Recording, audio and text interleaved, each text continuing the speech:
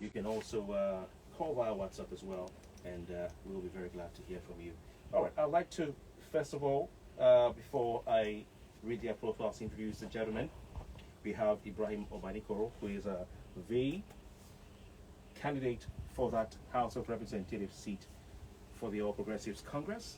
We have Olubankole Wellington, aka Banky W, of the People's Democratic Party. And we have Olufemi Oladehin of the African Democratic Congress, ADC. Right, he's dressed like an African. They always wear African attire. Gentlemen, you're welcome to the latest edition on Lagos Talks 91.3. Thank you, sir. Thank you very much. Good evening, Lagos. Thank you. All right, so they know that indeed the gentlemen are here. It's not always so easy to get candidates in one room to talk about, Nigeria, to talk about how to improve the country, and to talk about how to improve their community. This is not a debate. It's not a debate, but it's a dialogue. It's a conversation. It's a town hall for the constituents to be able to converse and have a conversation with their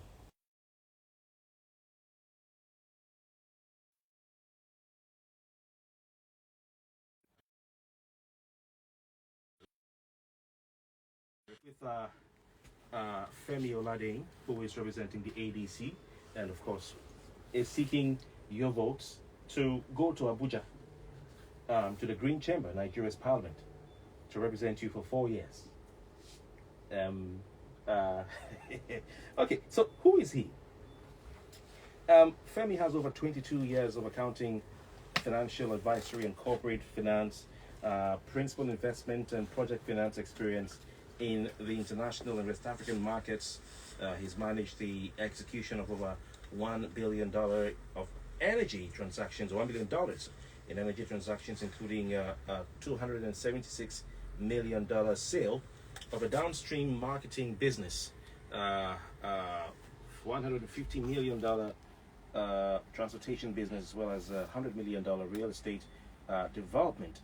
Now, his previous experiences include managing director CEO of BGL's investment banking group.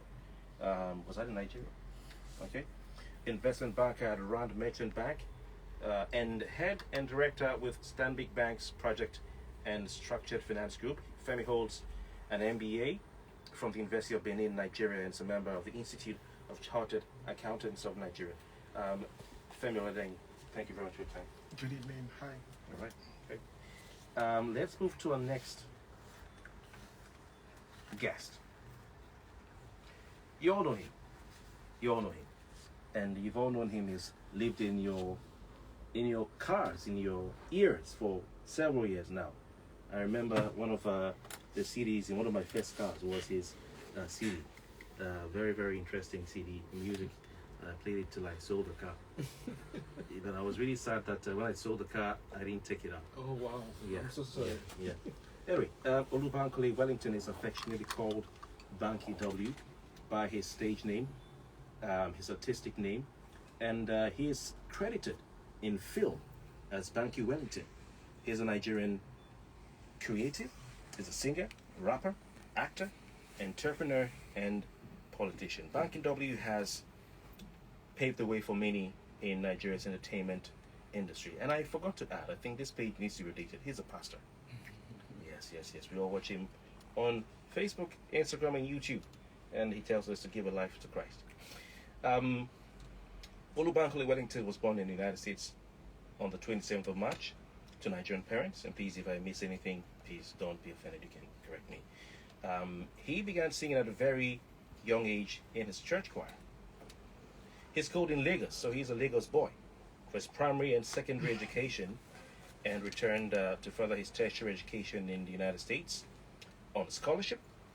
He started the record label Empire Mates Entertainment, EME, in 2002 while studying, and also worked at Global Spec. In 2009, he left the US for Nigeria and established his record label in Lagos by signing artists like Niola, Shady, Scales, and Wizkid to the label.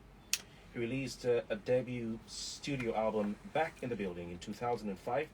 His debut single, Ebute Meta, was able to enter. He wrote the first theme song for a very popular mobile phone company, which you all know.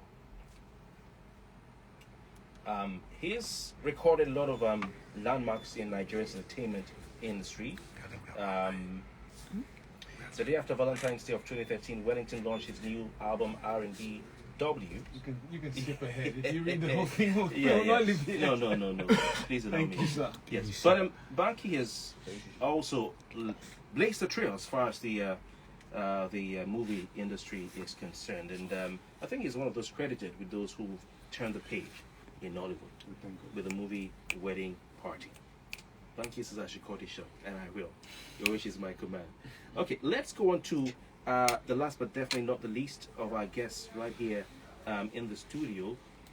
He is a current member of the Federal House of Representatives, the House of Representatives. I'm talking about Honorable Ibrahim Obanikoro. He's affectionate. Oh, representative. Is that a call now? I think they changed it. They changed it? Oh, wow. My apologies. We learn every day. No offensive. All right. So, Representative Ibrahim Babajide Obanikoro, affectionately called IBO, was born to a noble birth to the family of Senator Musiliu Olatunde and Alhaja Morufat Obanikoro of Isaleko, a part of Lagos State in the early 80s. He attended the prestigious King's College, Lagos, and from there proceeded to St. Cloud University, Minnesota, USA, where he bagged a Bachelor of Science degree in Political Science. He also has a master's degree in Public Administration from Pace University, USA. As a student in the United States of America, IBO acquired a wealth of experience in criminal justice administration. He did his internship at the courthouse in St. Cloud University, Minnesota, USA. He also interned as Assistant Liaison Officer at Brooklyn Borough District under the Commissioner Turner. He had a stint at Pace University, New York as a graduate assistant. After the outstanding completion of his education in the United States of America and with the love of his country had IBO returned to Nigeria to serve his fatherland. He did his compulsory National Youth Service Corps with a bank. I will name that bank called Zenith Bank PLC. And for his meritorious service with the bank, he was retained and he rose to the position of executive assistant. And he's progressed. He joined the services of several companies. He became executive director. He has a passion for agriculture and business, and it drove him to establish Ejide Farms and Ilori Farmhouse. So you're a farmer? Yes, I am. Wow, really? How's the farm doing? Doing okay. Fantastic. It's not usual to see young people in farming. Been farming since 06. Interesting. All right. His foray, his farm, he has productions like tilapia fish, cows, and rams. His foray into politics started in 2003 when he was in school, and he's done it all the way to now becoming a representative at the House of Reps.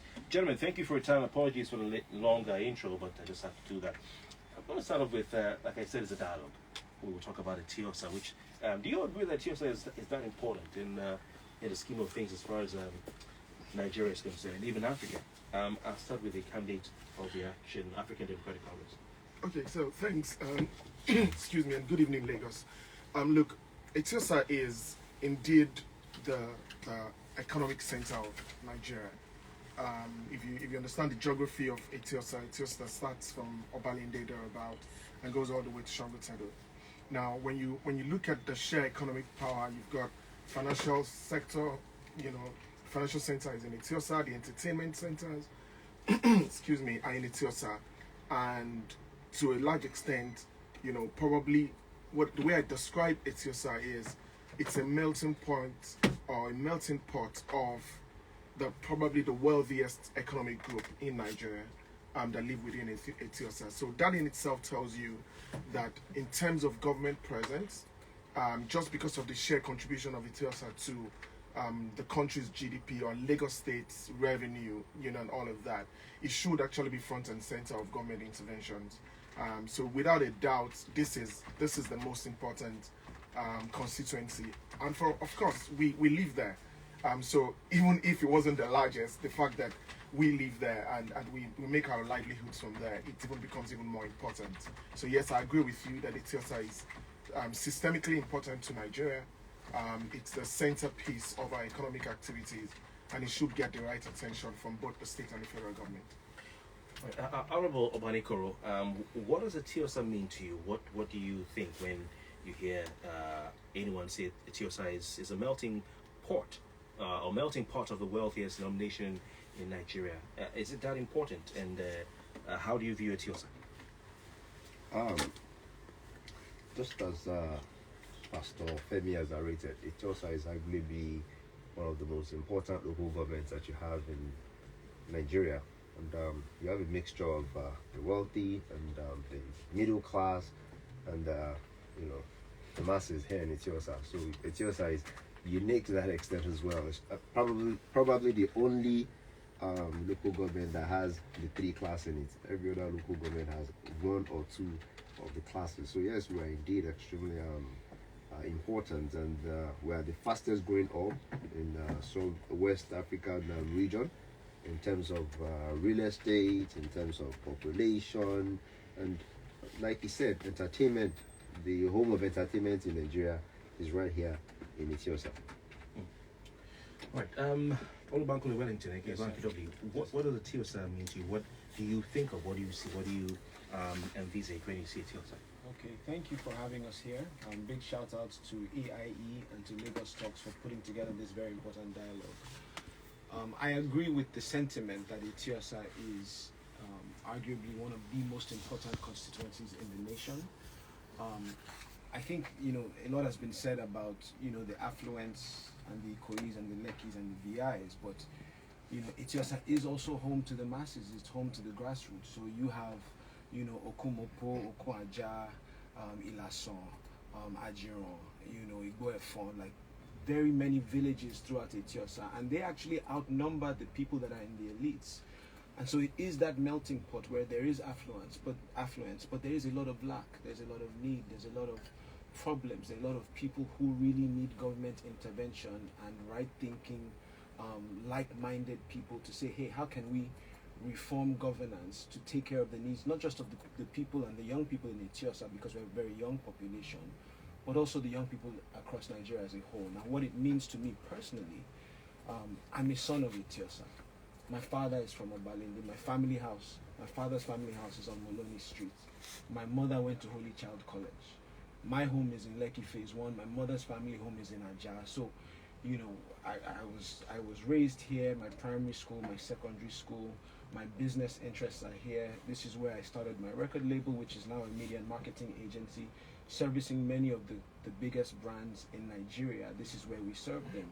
This is where my restaurant is. I co-own a restaurant chain called Suya Bistro, and we have 8 branches across Lagos, but 4 of those branches are right here in Eti-Osa. So this is where I provided jobs. This is where I was born and bred. This is, bred, not born, but this is where I was bred. This is where I was raised.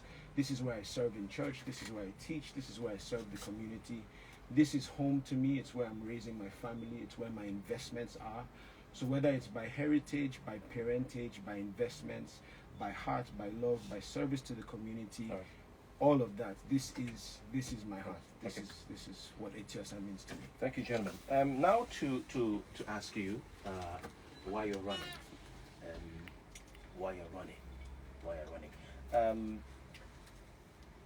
Representative Ibrahim Obanikoro, why are you seeking to go back to the House of Representatives? Thank you. I'm seeking to go back to the House of Representatives because I have the experience that counts, and I've been there. I've put some bills in the House. I've put some motions on the floor of the House that have not seen the light of day. I want to make sure they see the light of day. I have moved motions that our barracks should be renovated, and yet the barracks are yet to be renovated. I need to keep following and pushing on that.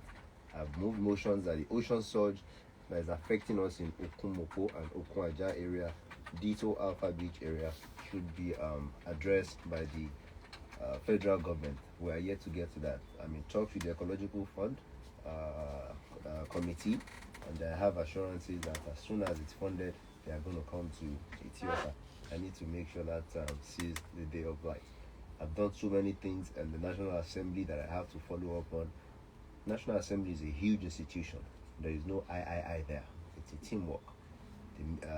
Every committee has a minimum of 36 members that you have to work with at every given time. So you have to, be diplomatic, you have to play politics, you have to be friendly, you have to be shrewd, you have just to make sure that you get these things done. So once you're in National Assembly, it's no longer I, it's a teamwork. So I have to work with all these guys to make sure that I'm able to get the things that we want to get. And it takes time because there are 360 members all trying to get something done. So you can't snap your finger and get it done. And you have to also remember that as a first timer, it takes time to get things done because there are lots of ranking members that would always usually get priority before you. So these are one of the reasons why I want to go back, so I can make sure that the motions and the bills that I have passed become law. Some of them are about to go through second reading. It's unfortunate that COVID did not help matters. I think we're under lockdown for about 12 months or thereabout. So we were unable to do much. We had only had 2 years and 6 months to operate. We need more time to make sure that you get all these things done in the National Assembly. So this is you going for a second term as a House of Representatives member? Yes, this is me going for so that I can be there for my people, facilitate more roads, so facilitate more clinics, facilitate you're more pushing schools, the message of continuity. experience and continuity. Right, fantastic. Olubankole Wellington, Yes, sir. why are you running for? I mean, the last time around you gave it your best shot, and you're still in the race. Why?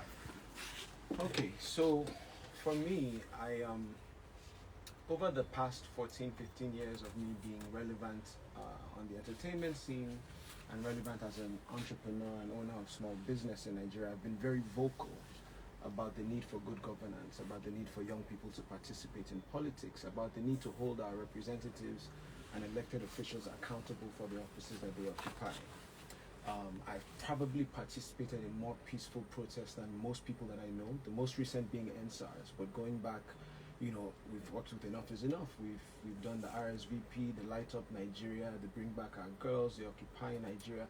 You name any youth-led movement or protest, I was either on the front line holding the megaphone or in the WhatsApp group that planned these things, because I believe we have to be the change that we want to see in our country. Now, at the end of the day, some years ago, I realized that the thought started to dawn on me that the goal of activism and advocacy is change, it's impact, it's improvement. And if we've not yet started to see the kind of change and impact and improvement that we seek, then we have to begin to move from protest to power. We have to cross the aisle. Those of us who are in the private sector need to find like minds to push into the public sector, to be at that table of government, of policy, of lawmaking, to start to change the narrative in the nation and put Nigeria on the path towards growth and development. And that's what pushed me to start considering the idea that we needed to do more than just shout, to do more than just talk. I believe very strongly that the way that we get out of the mess that we're in as a nation is through innovation and reform. Now, innovation doesn't happen in government offices, it happens in the private sector. It happens in fintech, in technology, in media, in entertainment, in all the private sectors that we have. Out of the 7 unicorns on the African continent, Nigeria has 5. So we chase innovation as a people pretty well. But reform can only happen when we put people at the table of policy making and lawmaking who are reformers, who are thinking, how can we do this a different way? Insanity, they say, is doing the same thing over and over again and expecting a different result. So we need to put reformers in the National Assembly, people who are creative thinkers, people who can think outside of the box, people who can approach the laws that exist and say, can this be amended to be more impactful and more effective? Right. Can we do things differently? So you are the change maker. You wanna. By God's you're the grace, I disruptor. believe so. Yes, sir. Okay. Yes. Sir. The man who's been there for some time wants to go back and continue. He has a number of things that he has on his agenda. He has a number of things that he started doing, and he used the word ranking member. And I know some of the ranking members. I can talk about maybe Kingsley Chinda. He's been there for some time. So I know if he wants to do something, he finds it easy to do it. I know Honorable Ndide Lumelu finds it easier to do it. And all these guys have been there for years. So wouldn't it be wiser for you to, and anyone who was contest to say, let's give those who've been there for some time, like the gentleman here, to settle down and just keep push. You've heard him say he has some things he's not finished, unfinished business. Right. I've studied his actions in the House pretty well, and I do appreciate the efforts that he has made, his attempts at service to the community. With that being said, I think 4 years is enough time to prove what you bring to the table. I just believe that we deserve more. I believe that we deserve reform. I believe that, our educational system deserves reform. We need NYSC reform. We need access to technology. I think a lot of people who get into the National Assembly, and this is not, pointing fingers at him, I'm just saying the mindset is that, this is the way things go, and, from a lawmaking perspective, you average maybe a bill a year, you average a motion or two a year. But he said it's not easy. You have to wait for difficult. I don't people believe ahead of you. I don't believe that difficult means impossible, though. I believe that if you approach it with a different mindset, and if you go into there with fresh ideas, with the intention to reform, and of course you have to lobby, of course you have to collaborate, of course you have to partner with people, of course you have to partner with the private sector, right? Because government can't do everything. Reps don't even have a budget, technically. So your whole job is creating these partnerships between the public and the private sector to get things done. And in my private capacity, I'm already doing that. I'm working with UNICEF right now on a project called Gen U Niger. By 2030, by God's grace, we would have lifted 20 million young people in Nigeria from learning to earning. That's the goal of the project. That's the scale that we're looking for. That's the kind of reform that we need.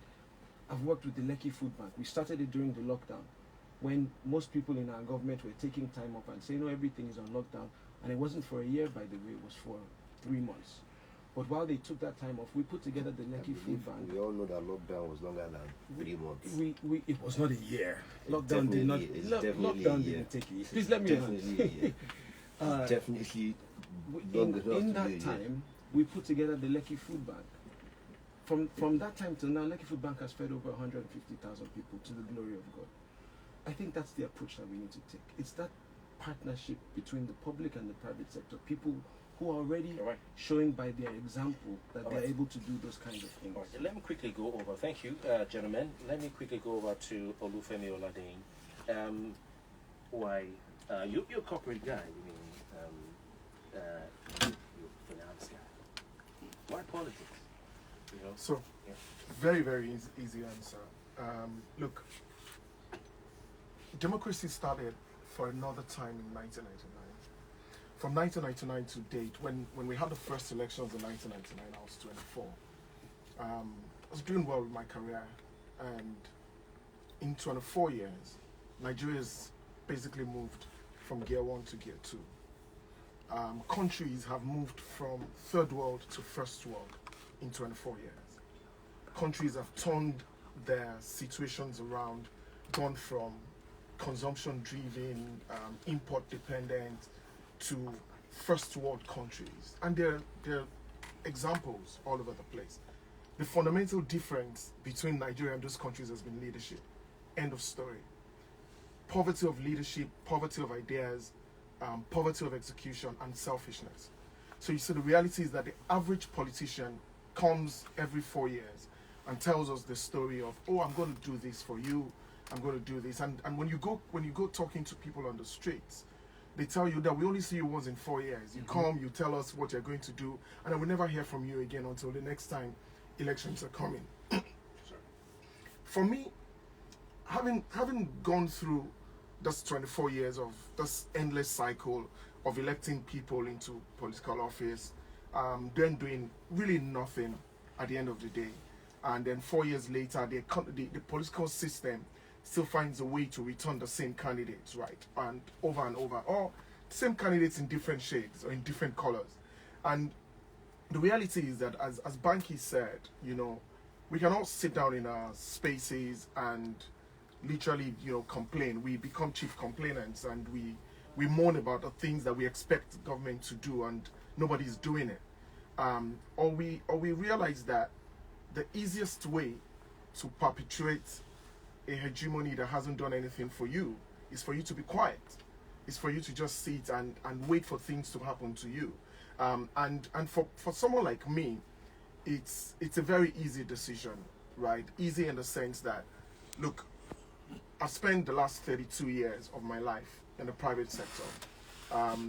Some of the projects that the current government in Lagos, for example, celebrates as their wins were projects that I originated. Which ones? Well, maybe we shouldn't be speaking names, just because some of them are they're very troublesome projects now. Okay. So, but I mean, I have been at the forefront of working with government as an investment banker towards bringing in capital.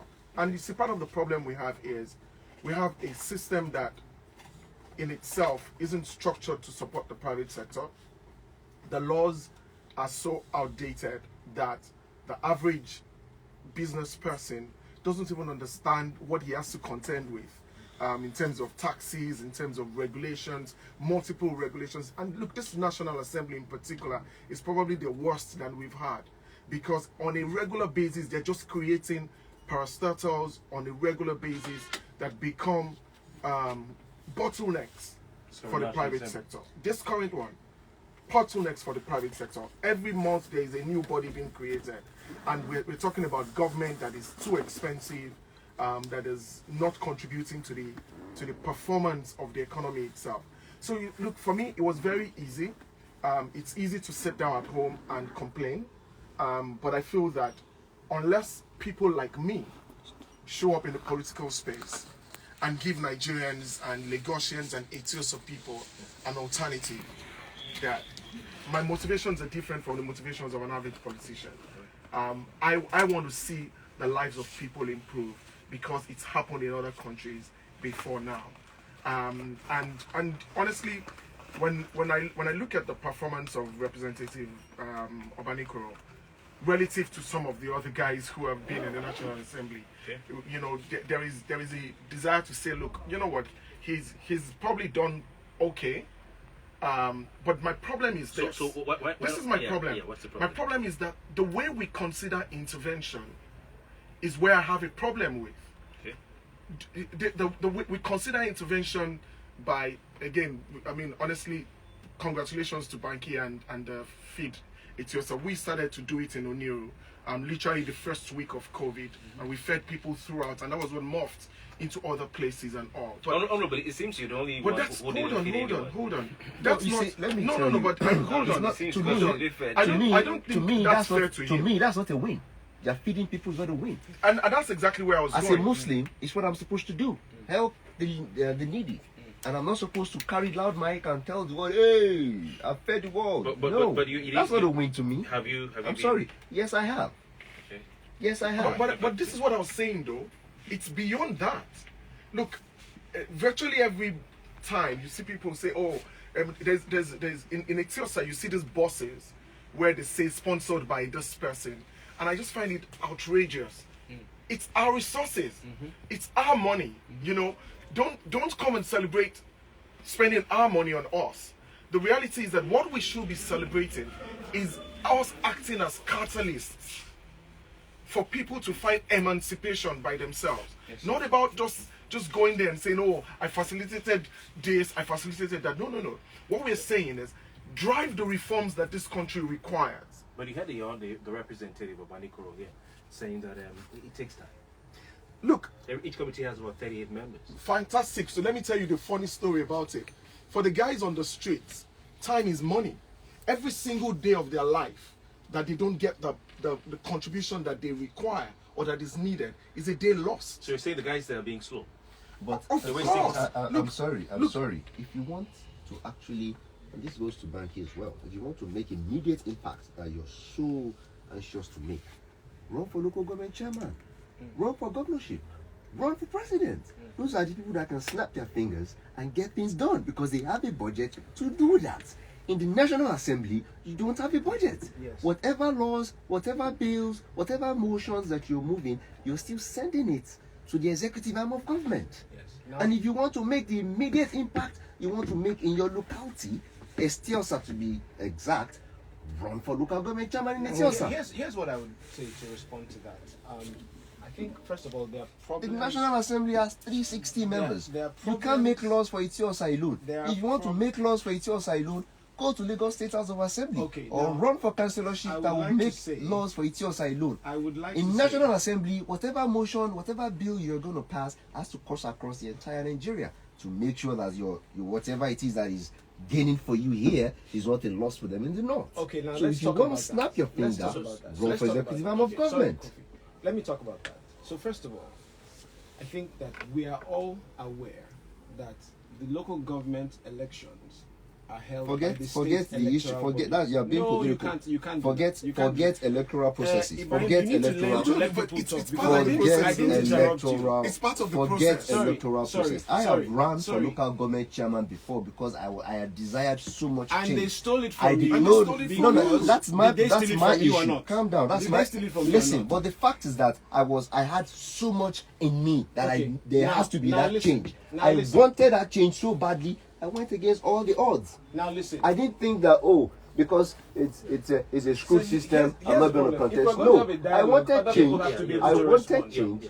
I wanted change. I went out there to ensure Okay. that I went for change. I think followed they it would all have- the way. If you are I going to have followed a the dialogue, process. we have to all be able to speak. I'm timing everything. Don't worry. Okay, so representative, let's allow Banky W, and then we'll come to. And please, when we're speaking, I think we should honor ourselves by allowing the person to not finish his not the point problem. That's why I before wanted we to cut it. say. No, That's what I'm referring to. No problem. We're on If top. you're not We're saying on what top. you're saying We are- is not and in then line. we're on top. We're If on and then top. we go again. I need to Okay, let so you. No, you can excuse respond me, when you please, have when you representative, have please, the time. please. When there is a wrong Ibrahim, assumption allow me, being made, I allow me. will cut him You so that can- you don't you don't mislead No need problem. to Just cut him. allow You can me. You do that a lot. The You listeners mislead are people a calling, lot. please. We Okay, need to Banky, make sure that does not happen. Please, allow me. I know what I'm doing. Well, you So have over said to you. all Over to that you have said. Honorable, I please. didn't interrupt. But when you Representative, start please. misleading I'm not speaking people, now. Please, I will I'm Yes, speaking okay, now. thank you. Banky, please go. Okay, please permit me to Okay. speak. Go on. Actually Yeah. speak. Okay, now there are two things I want to say.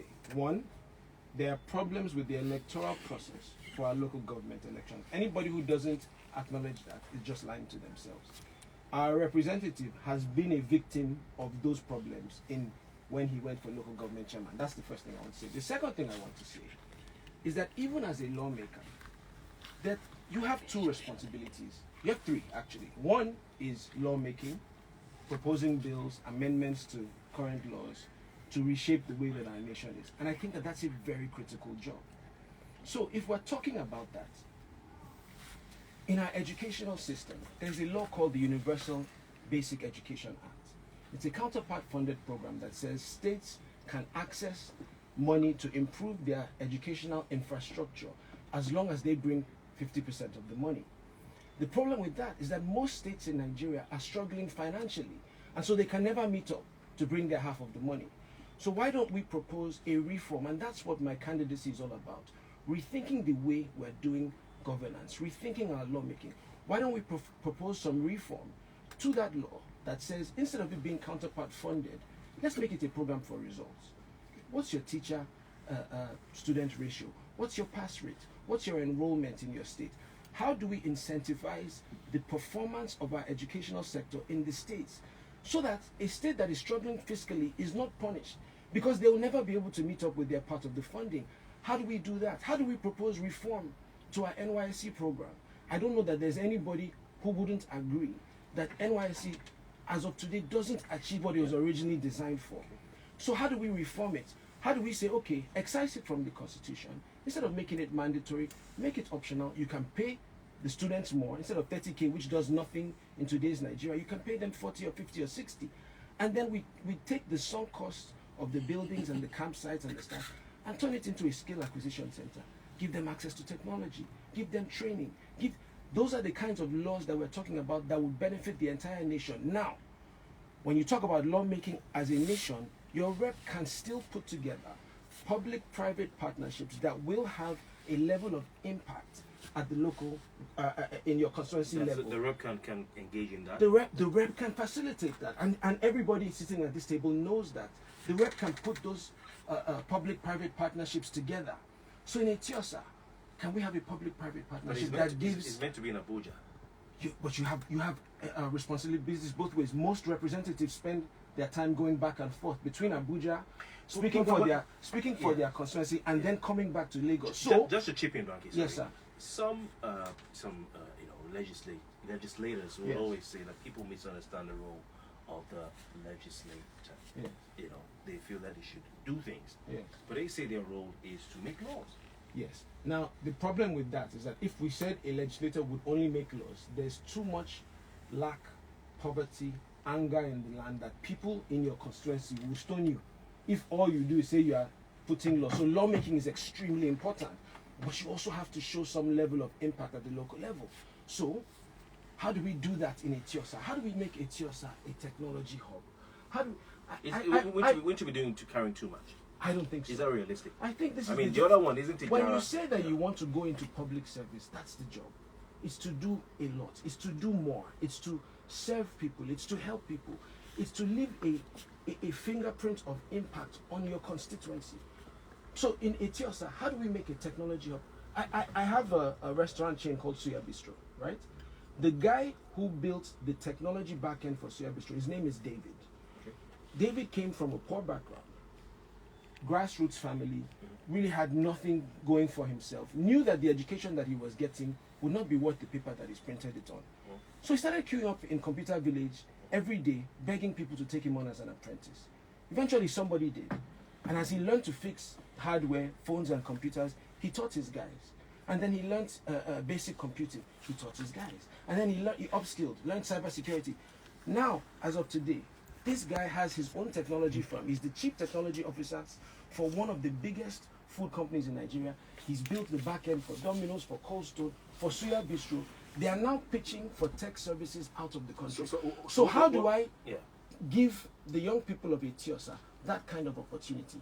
How do I get a public-private partnership to give them access to technology in the wards of Eti-Osa so that other young people have a chance to either be an entrepreneur or be employees, be employable? You so think while you have the time to do a lot of that when you have to go for committee meetings and my Abuja? brother, that's where partnerships come in. All right. As I'm talking to you, that program has already been designed. We'll use the powers of the office to create the partnership where it can happen. Thank you. I'll come to aspirant from the ADC, Olufemi Oladehin. I think you're in party here without a presidential candidate, but you're holding your own. It's all good. I don't know. It's maybe back. Well, no, yeah, well, no, he's look, gone. Okay. their problem. But let me say something here. Look, at the end of the day, we shouldn't make this democracy look like we invented it. We didn't, right? Yeah. We're effectively copying, other democratic practices. The US runs exactly the same type of, system that we have. Look, and no one is holding Jide accountable, for example, by saying you did not build roads or you didn't provide health care, because that's not your job. Constitutionally, it's not your job. The truth here is there is a lot of facilitation that is required for us to bring governance closer to the people. And for me, that's where the issue is. It's about bringing the governors closer to the people and giving them a sense of being part of a system that cares about them. And that's why I keep talking about the interventions that we get. Those interventions are not going to solve our problem. It's the same way the federal government does during COVID. They're giving people 3,000 naira, 5,000 naira, and all of that. You never bring people out of poverty by giving them handouts or hand-me-downs. Yes. You bring people out of poverty by creating a system that fosters creativity, entrepreneurship, education. Look, we have a curriculum. Don't even get me started with that. We have a curriculum that isn't fit for the 19th century employee. And I'm saying guys who were working in the industrial age. We have a curriculum that is not fit for them. And in 2023, literally when the world has become a global village, we now have skills that can easily be transported out of Nigeria, can become income earners for the country. What I'm saying is, and you see, look, let me say this just before I land on that point. The bigger problem we have is we need a critical mass of Nigerians who believe that we can't continue with the way we've been going. And that critical mass needs to be able to get into a position where they can have the numbers. You know, Banky was talking about NYSC. We've seen this National Assembly completely shut down an intervention in the NYSC Act. Literally happened a week ago or two weeks ago. There was someone had actually proposed a bill for NYSC to become exactly as you said, and the bill was defeated. Again, why? Simply because the quality of people, as a generality, that are in the National Assembly, there's a problem with that quality. Okay. So even if we have poor, we have a lack of quality, we have poor representation. That's right. obvious. I mean, look, I say this honestly, and it's not an indictment on the candidates. It's not an indictment on the. It's an indictment on the political system that only gives us those kind of candidates to vote for. Won't that system affect you when you get there? Look, at the end of the day, because you're saying it's not well, so I can throw shades at both of them now because you're giving me an opportunity to look. The reality is that whether you like it or not, Nigeria has had two dominant parties since the beginning. Nigeria has had two dominant parties. If you're going to throw the problems of Nigeria and the outcomes of Nigeria at anyone, it is those two parties, the APC and the PDP. Well, the APC in whichever form in which it's morphed into. The reality is that you can't divorce where Nigeria is today from those guys. And what we're saying is, let's try other people. Let's create a critical mass that completely removes these guys, replaces them with people that we can hold accountable. You see, the accountability part is extremely important. You see, because when a political system is responsible for showing you up as a candidate, and the people haven't played an active role in that, it's always going to be a problem. Let me share numbers with you. At the last elections, federal, state elections, 1 in 6 voters in Lagos came out to vote. And the only reason why that happened was because they didn't have a horse in the race. They knew that the candidates that were thrown up by the political system had no representation whatsoever to do with them. Now, we're hoping that with the fallout of the whole NSAS protests and the reawakening of the political consciousness of the average Nigerian, that a lot more people are going to come out and use their franchise and vote for other people today. But look, at the end of the day, what we're asking for is representative democracy that is impactful to the people, impactful to their everyday life, ensuring that the laws that have been passed by the National Assembly are for the benefit of the people. So you're saying that one of the reasons that you should be there, people who are not amongst the big two, if you want to call it that, is that Banky and his party, or Banky's party, is part of the problem with Nigeria. And Jide's party is also APC and PDP, part of the problem with Nigeria. But people are looking at Labour Party, maybe not ADC, as the third. Well, that's what you think. I mean, look. At the end of the day, it's about. I think you have to give Nigerians some credit, right? Over the last 4 years, we've seen, like I said earlier on, we've seen an awakening of the political consciousness of the average Nigerian. So, for the first time, people are not thinking of voting parties. They're looking at the individual records of the people. Okay. You go to certain states, you see people. Gentlemen, I'll come back to Representative Obanikoro. What do you say about the fact that he's saying that the voters should reject you because your party is part of the problem in Nigeria? Well, none of them have told any voter to reject me. They've all that's what it means. They have both tried to convince voters to vote them, and I don't think they've been successful at doing that. If the voters vote them, it means that voters should not vote you. No, that's what I'm saying. They are trying to convince voters to vote for them. Yeah. They've not told anybody not to vote for me. And like I said, I don't think they've been successful at doing that. Because you see, they, just like I told you, National Assembly, in a committee, you have the barest minimum of 36 people, because each state has to be represented. National Assembly has 360 people. And when I was talking earlier, I said the interest has to be universal across Nigeria. You brought up the NYSC issue. I wanted to interject, but since you guys said I should let him talk, I allowed him to, go. We listen melody to you as he usually does. And no, listen to you now. I allowed him, and luckily for me, my brother here came out with that there was a bill just that was shut down. That's what I'm saying. See, it's no longer I. Once you're at the National Assembly, you are dealing with 360 But people. they're saying you No, guys, let me But we have to take you as a basket. let me land. You Let guys, me- the same guys are not being. Let me land. being Let me aggressive. land. Let me land. Yeah. See, this thing, whether you like it or not, it's about interest. The Southwest interest is different from that of the Northwest, different from that of the South-South, it's different from that of the Southeast. That's why I'm telling you, whatever it is you want to propose in National Assembly has to cut across before it will see the light of day in the National Assembly. You know, with experience, and you have to also remember that all these things, majority of them, goes back to the executive arm of government, where the civil servants are. You majority all just call and blame all politicians all you want. Civil servants also have a role to play. So it's like playing football. It's easier to blame the coach. It's easier to say, oh, Rashford should have, stopped it like this, kicked it like this. But when they put you in Rashford's position, then you will see that it's not as easy as you think.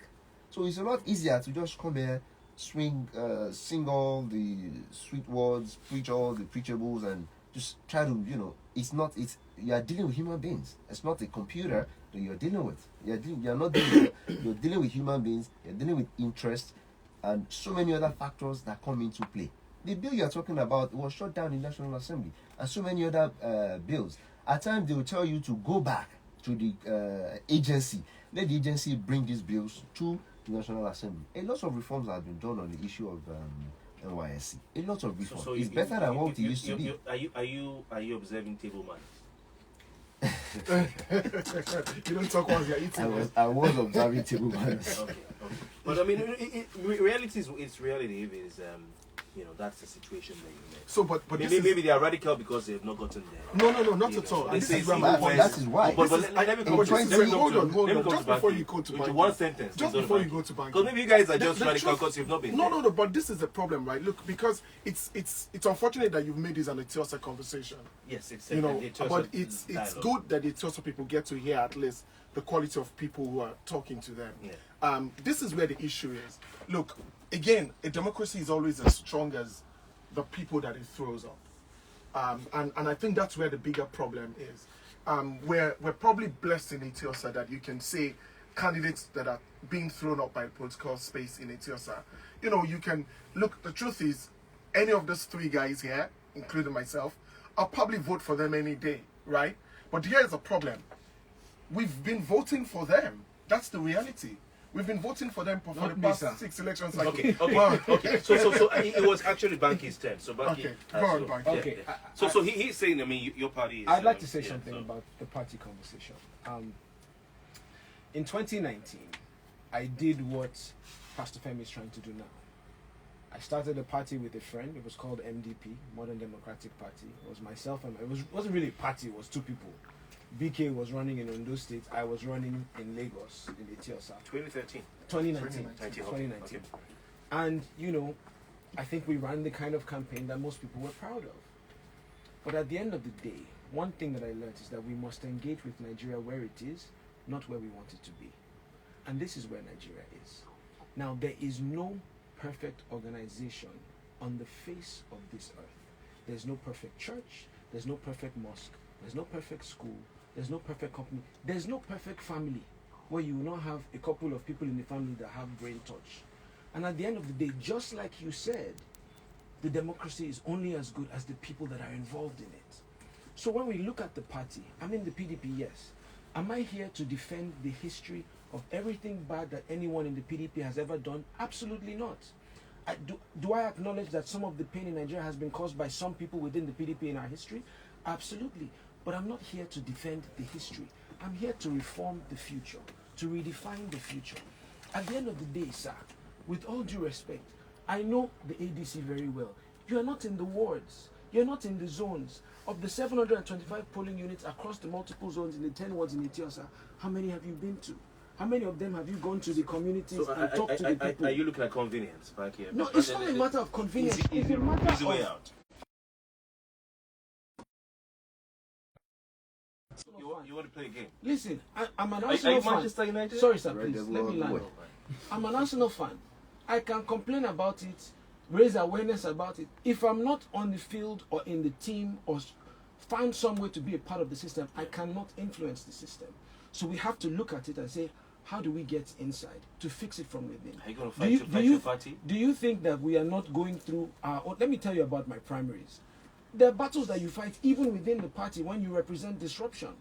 I won my primaries in a landslide. The next day, the result sheet said something different. This is where Nigeria is. You either give in or you fight, and we fought. And it took weeks. It took an appeals committee. It took so much out of us to come back. They said, okay, go and do a rerun of your primaries.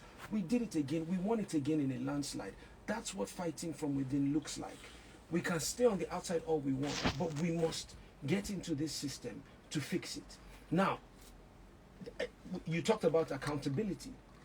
I'm accountable to the people because it's the people that are backing me, even from within the party. Now in the general election, I think that you have to earn the right to lead. You have to earn the right to serve. You have to fight in your party primaries and get that. At the end of the day, there are people who, they don't need the people to get the tickets. It doesn't matter what happens in the primaries. They're just going to get the ticket anyway. So there's a difference. To get that accountability, you are looking at it. This is how you get it. And I promise you, we represent that disruption to the system. We represent that change to the status quo. For anybody who is happy with the way things are in Nigeria, no problem, let's leave it where it is. For those of us who want a different country, a better country, we have to get into this thing to fix it. Banky, you're a Yes, pastor, and the Bible says, blessed is he that started on the way of sinners. Not seated, not deceived. So if it's scornful, so if he's saying your party was is part of the problem, you guys were for 16 Let me tell you years, something. You want to talk the Bible? Let's yeah. talk about the Bible. Yeah. If Daniel does not serve in Babylon, the Jews die. If Joseph does not work with Pharaoh, the Jews die. If Esther does not get into the palace with the king, the Jews die. So there's a history. Nehemiah, who was the government official that rebuilt the walls of Israel, was serving in a foreign government. He was serving, and it was by being in that government that he was able to bring about the reform. And Pastor knows what I'm talking about. That's true. So let me respond to Banky. Look, it's a biblical response. I not a biblical response. Don't worry. Let's not make it a religious conversation. Look, this is it for me, right? At the end of the day, there's so many things that we need to look at the way we define our politics. I would say for someone like Jide, for example, who's the APC candidate and our current rep, he's constrained by the ideologies of his party. What is the agenda that his party wants to drive? And to a large extent, he's going to be constrained by it. I believe the same problem Banky has. Yeah, Banky is going to say to us that, look, you know what, I'm the change, I'm the light bringer and all of that. But the reality is you will succumb to the supremacy of the party. Just hold your thought. Okay. You will succumb to the supremacy of the party. When the chips are down, when the sheaves are out, you will succumb to the supremacy of the party. And for me, as an individual, I have looked at the parties, what they stand for, what they've achieved, and I'm saying that we need to offer Nigerians an alternative. I want to respond to that. When we talk about party ideologies, let me tell you what the PDP's ideology is. It's democracy. PDP is a truly democratic institution. Now that can be good or bad, because a democracy, as we all agree, is a product of the people that are involved in it. So if you leave the party and say, you leave it for corrupt people, then you will have corrupt results. So you agree there are corrupt people there? There are corrupt people everywhere. There are corrupt people in your family. There are corrupt people in church. Yes, but when good people get into the system and get into the soil and get working, there is listen, this room can be dark right now. One touchlight makes a difference, right or wrong? There is an opportunity for us to get into this thing to fix it. Half the people that are in these smaller parties, they lost their ambition in the big two and they moved into that. So you may think that it's perfect today, but watch as the party grows, watch as it builds out. You will run into the same set of imperfect, flawed people. The Labour Party, the ADC, check the records, check the people that are there. They were in the PDP, they were in the APC, they were in different parties and they've crisscrossed. What I am saying is I'm trying to build a bridge that is big enough and open the door that is wide enough for right-thinking, like-minded people to come into mainstream politics and fix it from within. Right. And I believe we have a chance to do that. Yes. Okay, thank you. Well, I'm glad that my fellow contendants are catching up in speed with me. The realization that they are waking up to within the last 4 or 5 years, I've realized this since the day I started politicking. I've always advocated for young people to join either of the mainstream parties. That is the only way. If you want to make any impact, if you want to make a real impact, join one of the mainstream parties. Struggle your way, find your way.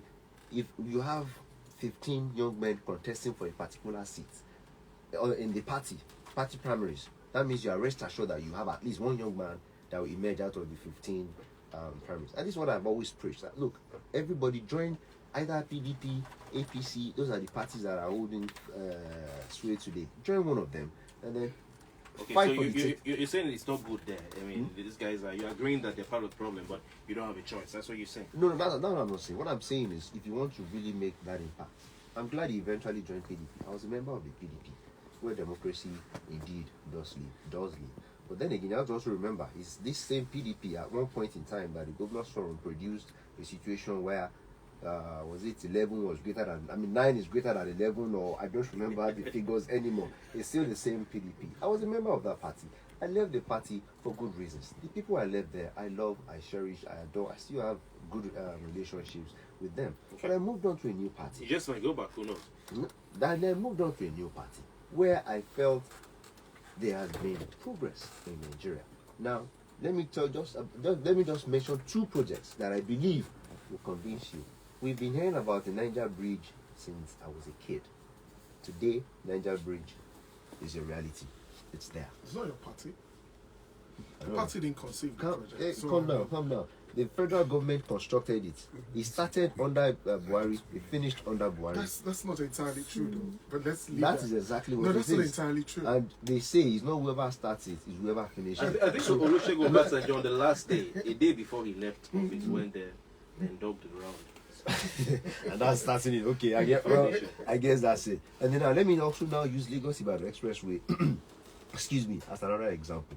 Lagos Ibadan Expressway has never made this smooth. You can start from Mowe Bafo and drive all the way to Ibadan. If there are no other vehicles there, you have no cause to slow down because of one bad road or pothole. Those are 2 examples of what the APC has done in the federal level. And on the state level, Lagos State, it's the pride of Nigeria. They just launched the rail. Did you just say that? Yes, it's the pride of Nigeria. Which other state is? Again, it's because And the we just benchmark launched- is so low. We just He launched. said Nigeria. We Can you just just imagine that? launched a rice mill in Imota in Ikorodu. It's the Arguably largest in Africa. The largest in Africa. So what? But people, those are- most, and I must be honest, most listeners feel that it's a bad idea because they feel there's no rice in Lagos. They should have cited it maybe in Kebbi or... Imota is in Lagos. No, they said that, where would you get the rice from? Of course, we import it from Kebbi. Okay. And then some people feel it's not a good idea. Why? That's, had almost 3 hours of discussion. on this. Why? Let's not- Why is it but not please, good? please continue Why? to read No, out.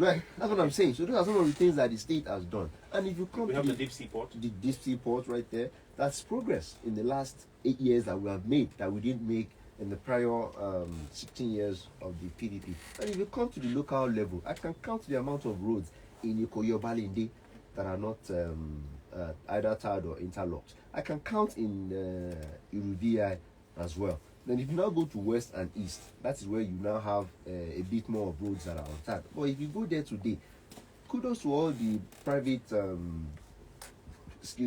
kudos to all the private estates too.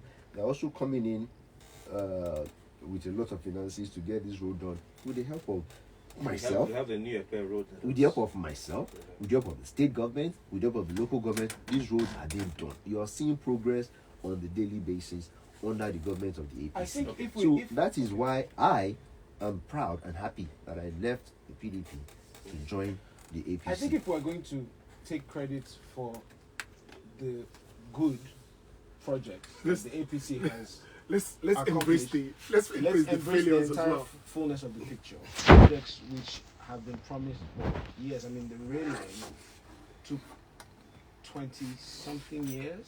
Is this seeing Under the light of this day? state? Is this seeing the light of Took day 20. today? Yes or When no? will you learn to let No, people please, speak? please. Because No, I no, don't it's just a interrupt. it's just a question. I You were. don't interrupt, but I didn't. Banky, You were. please, Banky, You please. were. Just, you go. As if Just keep seeing going, the keep light going. of day today? Yes or going. no? if we're going But to he take- actually a genuine Has question. he we're- seen the if light we are of going day to- today? if we Yes are or going- no? oh Yeah, my okay, God. honorable, allow, please go on. But you get, He should please answer the question now. Has the rail line seen the light Thank of you, day that's today? fine, that's fine, Yes that's or fine. no? Ibrahim, That's you need fine. to learn No, respect. no. If you are going to be our Banky, representative, please. you Banky, need to learn disrespect respect. me. But I Banky, asked you a please, question. You need please. to learn Answer to the honor question. people. Honorable, please. Answer the Why are you question. getting so? Look, you're Okay, getting but angry. focus Oh, on my me. God, Focus who's on me. getting I'm trying to. Focus on just It's keep calm it. down. Who is So getting go on. angry? Now listen. You're the one getting If we are frustrated. going to, Just answer the if we are question. Thank you, going to- Yes or representative, no? please. If Yeah, If we are going but you may to- choose to answer the question. Though. I will. Okay. Yes, has it seen the light of day? Yes. Thank Did it you. take a long time? Thank you. Absolutely. Now, if we want to talk about the track record, let's talk about the fact that we've been in a recession every year since 2015. Every year we've been in a recession in our economy. I don't know that that is the sign of a government that has performed well. If you have averaged a recession, the worst year under the PDP at the federal level is better than the best year that this administration has had. Check the economy. Do you Check agree? the Now numbers. look, I'm an economist. the Statistically, that's a ADC, fact. It's a That's fact. fact. God bless It's you, a sir. fact. God bless you, That's a sir. statistical But- fact. The worst But year you agree? under, statistically, the worst year in our economy under the PDP, the worst year is better than the best year that this administration So- has, so the has ADC accomplished. So if candidate we are is going to agreeing, brag, let's take the entire picture. All right. People are poorer in Nigeria just because we are in Nigeria. People are poorer by the year. Our economy has been shrinking And that's down to APC. at least 2% every year. And Pastor Femi can back me up on this. Representative Obanikoro, do you think that the APC is being treated fairly? I mean, we have global economic meltdown. Maybe that's the reason. You have answered my question. You have. Oh, So I don't expect anything short from what they are saying. Of No, course, no, they are but going you to can, try and yeah. they are Is going to it- try and discredit my party, No. which is obvious. So I you- am not surprised. But you have just said No, exactly you- what no, my you go response on, was you go on. going to You- say. you have the In floor. the UK today, they fight every day on milk price. In the United States of America as well, they're always fighting over price increase in gas every day. They fight over it. It's a global meltdown. It's not just in Nigeria alone. You have the At cost some of- point, cost of living crisis. it's all over the world. It's Yeah, not just in yeah, Nigeria yeah, alone. finance. At some point, even as we speak, dollar and pounds are at the same rate. I'm not saying that the situation, everybody is happy at the situation. I'm not saying it's favorable because I am also feeling the pinch in my pocket. But the truth is that it's a global meltdown. It's not happening in just Nigeria alone. Ghanaians are complaining all over Western regions. So all you're the saying it's economies not are crying. APC's To fault? the extent that some countries are now having civil revolution because of their economy. Was there a global Shall I- meltdown in 2015? Shall- Answer that question. Was there a global meltdown in 2015? Was there a global meltdown in 2016? Because we were having a recession then. I don't. In 2015, APC are just taking over from PDP. What about 2016? He What are about just taking. 2017? He are just taking So over. all of those years were just taking We are over. just taking over. I Yes. was hoping that we were going to leave this conversation at No. representing Eti-Osa, but I'm glad that you brought it into a conversation about performance of government. And Because that's it's the your reason. party. That's the reason why I'm telling Nigerians that enough of these two kangaroos, and Nigerians APC and need to, PDP. yes, Nigerians need to find an alternative.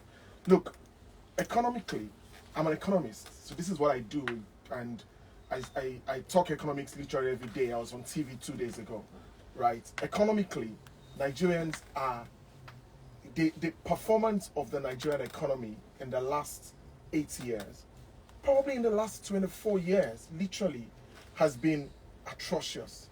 So you're saying Banky can't absolve his party? No, the Banky can't absolve himself think I that did. much, I didn't and he didn't try absolve to. the party. I didn't try to. He didn't try to. In fairness to him, But he didn't let's say try he to. that comes second.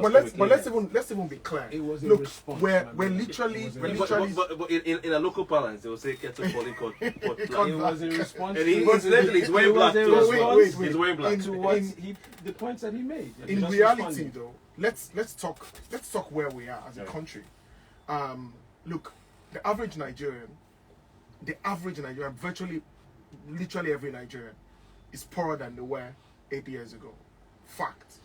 Whichever way you look at it, I don't care if you're stealing money from government on a regular basis or whatever it is, you're poorer than you were 8 years ago. Yes, the global economic crisis happened. That's a truism, and we can't. But COVID only started in 2020, so let's God be bless clear you, sir. about that. God bless you, And prior to 2020, between 2019 and Don't forget the 2016, Russia-Ukraine war. which only started last year as well. So yeah, it started in February last year. You know, this is the issue here. Look, when it comes to the economic performance of the APC, I don't even think we should put it on the table.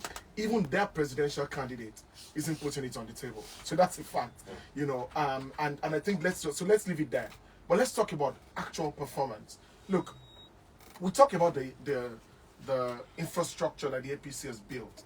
The question I would always ask people is at what cost? You have to have that conversation. At what cost? Look, I built the Lekki-Ekpe Expressway. So for the benefit of Nigerians, I built the Lekki-Ekpe Expressway. You? Yes. Okay. I was the one who was this. I sat in the room on the day that project was conceived, and I raised the funding for that project as a PPP. Okay. We did that project at a cost that no other project in Nigeria would ever be funded at. You know, so when we're talking about the cost of that infrastructure, Lagos State has built a rail line. Hallelujah, praise God. Took you 14 years to build a 6-kilometer rail or 13-kilometer rail line, and at least over $1 billion.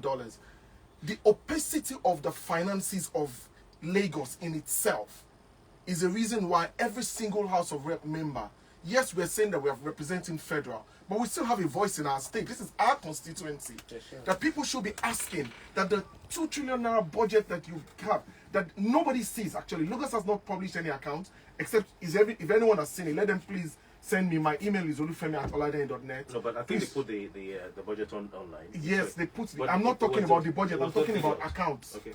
You can budget. I'm an accountant. You can budget anything. But that is the role of the State House Assembly. They have a public accounts committee, you know, to. But we're saying the same thing. Again, look, I cannot divulge Jide from his party. I cannot divulge Banky from his party. But your party hasn't exactly covered itself in glory. Oh, tell me what. And we all know that. We haven't held any government. I've spent hours analyzing the woes and the travails in your party, from the presidential primaries to the governorship primaries in Lagos State. I mean, number of names have left your party in Lagos State. I think what's his name again? Is it Doherty? No, not Doherty. Doherty is the current. Yeah, oh God. Savage is no longer there. Is he still there? And the other So one, let me say something. Braithwaite to you, is no longer. Sorry, sir. So- Just a second, please. A second. Go on. Yeah, Braithwaite is no longer there. Yeah. Savage, the likes of Savage, they are no longer there.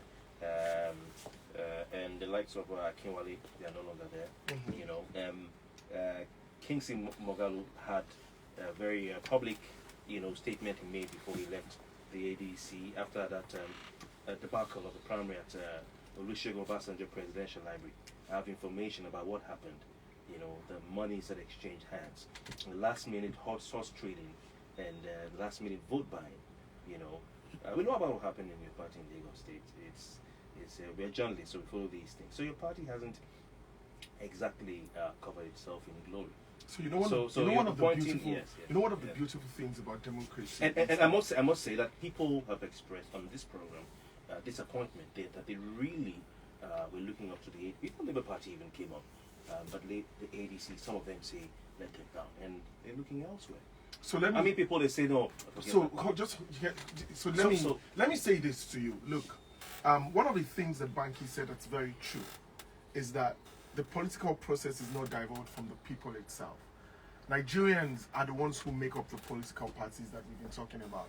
Let's not be confused about that. But hold on, you're understanding hold on, him. let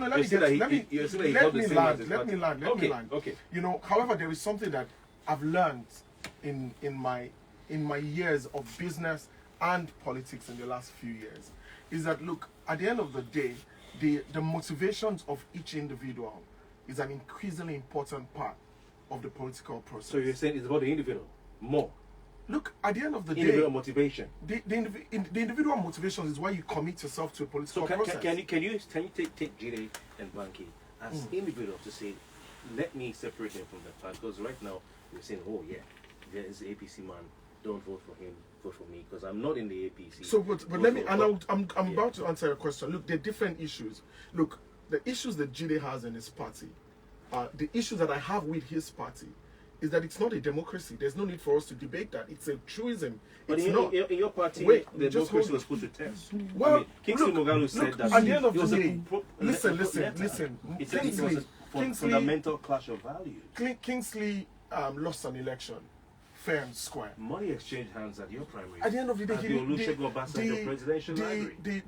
The onus on the accuser is to prove. The same thing was said I watched everything. Hold on, I know you saw it. them when we were exchanging money. Are you for real? We had Hold on, eyewitnesses. hold We on had a minute. eyewitnesses. The Lagos State one. Eyewitnesses. Listen, the Lagos State one. I can was tell you part where of the the money Lagos was State spent. primaries. Yeah. I was part of the Lagos State primaries. Thugs invaded. There will be complaints of thugs being used in the process and all that. Look, you know, Why did the likes of State leave?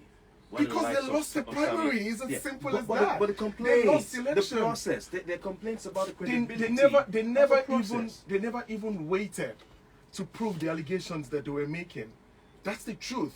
Listen, I have exchanges with them on my phone because I said to them, if you could show me one proof that the allegations that you're making are true, I will publicly resign from the party. There is not one of them, and I'm making this challenge again on national radio. If they can prove one of the allegations they made about the primaries, I will resign my candidacy today. What about the presidential primary? Look, I don't defend things I don't know anything about. I wasn't a delegate at the presidential primary. I did not vote there, so I can't tell you exactly what happened there because I wasn't an eyewitness. In the Lagos primaries, I was a delegate. I voted. Were thugs used at any point? No, that's not true. There's video. There were TV stations in that place from the beginning of the process till the end. Was there any complaint of the process being scuttled, maybe delegates and all that? No, there was none. Okay, all right. Yeah. Okay. So, But let's we have go on. eyewitnesses from the presidential primary. We have people who actually So credible, and the good thing, as you've seen, is that our presidential candidate, and I'm saying this to everyone here, is he hasn't campaigned for anybody. He hasn't campaigned to anyone because he knows that he doesn't have the backing of the party members. All right. And look, democracy is like that, right? At the end of the day, you back the candidate that you feel best represents your interests. Okay. And for a lot of us, we don't feel that the candidate that emerged represents our All right, interests. gentlemen, let's move over to your plans. All right, Yes. for theatre. Now let's talk about that. For those who are listening, we're glad to have you. It's still the late edition, right here on Lagos Talks 91.3. My name is Kofi Bartels. The Eti-Osa Legislative Dialogue is on the air right now, brought to you by Lagos Talks 91.3. And Enough is Enough Nigeria, a civil society organization, and we're glad to them for this. We have in the studio tonight three wonderful gentlemen who are asking you if you are a voter in Eti-Osa federal constituency, where we are right now, to cast your vote for them when you go to the polling unit on the set date for the House of Representatives, the federal elections.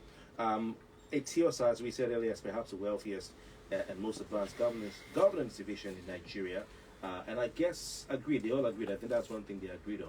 They said, at the onset of this program, it's a melting pot of the wealthiest denomination in Nigeria. Another candidate described it as the most important area in Nigeria. Another of the candidates in the studio here described it as a mix of wealthy and middle class, and said we shouldn't look at just the wealthy, but also the middle class, talking about some parts of Eti-Osa like Obalinde. Another candidate said it's the fastest growing hub in West Africa, and all that. So it's great to know that you're listening. We'll take your calls pretty shortly. But Eti-Osa has a lot to offer. In fact, the entire country will dream of flocking to Eti-Osa. That was also where the NSAS protest was held, the major one that we all watched in 2020 at the Lekki Tollgate, where some lives were lost. The panel of inquiry set up by the Lagos State government. There's a dispute on that. Well, the panel of inquiry set up. That's what I'm trying to say it this way. The panel of inquiry set up by the Lagos State government described it as a massacre. That's what the panel said. So, gentlemen, Eti-Osa is where the NSAS protest held. I want to take your thoughts on what transpired there, generally speaking, the entire process, and the loss of lives. Today, the spokesman for the Lagos State Police Command put out a picture of a wanted man who was brandishing a pump-action rifle at or Jota, and he said he's declared wanted. And people were replying to his tweet saying, "Oh, what about the guys who opened fire on protesters during the NSAS period and all that?" So the NSAS is pretty fresh, in the minds of the constituents in Eti-Osa, and I think it will figure on their minds in determining how to go about, thumbprinting on that ballot paper on election day. I'll start with the PDP. Let's do this in order of holding power. We'll compare ADC might be the next two. So I'll start with the PDP candidate here. Honorable, it's an honorable man because it's already in his mind there. Representative. Representative. To be. Okay. Olubankole Wellington of the PDP. Yes. Representative Ibrahim Obanikoro of the APC and Olufemi Oladehin of ADC. ADC sounds like APC. I hope people don't get it confused. We've cleared that confusion. All right, interesting. They're both here. And I like the fact that we're having a friendly conversation. Oh, young men, that is exciting as far as I'm concerned. Yeah. That is exciting because it shows that Nigeria is moving forward. I think the biggest positive from this is that you are all young-minded, upwardly mobile. You have a global mindset, and that is great. Banky W, Yes, sir. what's your take on the entire NSAS protest and the aftermath? Wow. The NSAS protest was something that still is very close to my heart because I was part of the group of young people who organized the peaceful protests, who were pulling for reform, who were trying to hold the government accountable for the behavior of our security agencies. Now, the peaceful protests I thought were very positive for our national conversation. I thought the awareness that it raised was very positive. In the aftermath, there are a lot of pain points. I think that the panel that Lagos State put in charge of investigating gave Lagos State the report and said, yes, a shooting did happen. Yes, there were victims. And not just victims there, but victims over the course of the last few years who've suffered at the hands of police brutality. I mean, if we want to talk about police brutality, we can even extend it to the most recent killings that happened in Ajah. The lawyer, Bolanle Rahim, who was killed by an errant policeman. And a week before that, there was a young man, Mr. Buraimo, in Ajah, who was also killed by a policeman. So I think that, I have mixed emotions about it. I think we did accomplish some great things in terms of forcing some state governments who agreed to put together these panels to uncover these cases, to do these investigations. But it is clear that we've not yet gotten the results that we want because those police behaviors are still happening till today. For me, I think I've always been a part of the group of young people, or the group of people who are enlightened and progressive and care about the nation enough to want to see us do better. Listen, the NSAS thing was not just about disbanding NSAS. That was just the name. We were also fighting for the police, for better training for them, for better pay for them. If you looked at the 5-for-5 agenda, it was clear that it wasn't just about vilifying the entire police force. It was about young people who wanted a better nation, looking fairly and squarely at our security agencies and our police. So, did we get what we set out to do? Not entirely, but I thought that it was positive, and I think now we have to follow that up. We have to keep going. I mean, so some people feel that the 545 was not enough, and it was a mistake, to even ask. I think Sheikh Kuti put up a post saying it was, why are you asking for the police to pay better? Can they ask to work themselves? Well, I think misguided requests. Some people may listen. We're human beings, right? And everybody's subjective, or every issue is subjective. So some people may not agree that our police need to be paid better. I think they do, because you can't pay somebody 30, 40, 50K a month and then stick a rifle in his hand. That person will most likely abuse his position because people are struggling to get by. But Sheikh Kuti was saying they should go protest for themselves. They know what to do. Well, I think also you have to take into account and acknowledge the fact that they are agents of the security force. So it's probably more difficult for good police officers to say they are protesting, because in the way that you are trained and in the way that you are enlisted into the service, obedience is paramount. So I think we will be doing them a disservice in saying, let them go and protest for ourselves, because at the end of the day, we're all Nigerians. A friend of mine is a doctor. He was driving on the road one night, driving home with his wife from a karaoke session, and a policeman pulled him over 12 midnight and was trying to collect small change from him. And instead of just either getting to an argument or giving them small change, they struck up a conversation and said, okay, it's past 12 midnight. something has to be going on that you are here at this time, sourcing for a gunje. And the policeman said, yes, sir, my wife has cancer and we can't afford the drugs. Luckily, my friend's wife is a doctor. And they got talking. They said, okay, what is the situation? What's her treatment? What pills are they prescribing? Apparently, they were even prescribing complete nonsense. So they were able to help this man. And I think we'll be doing ourselves a disservice if we don't acknowledge that even the police force are in pain.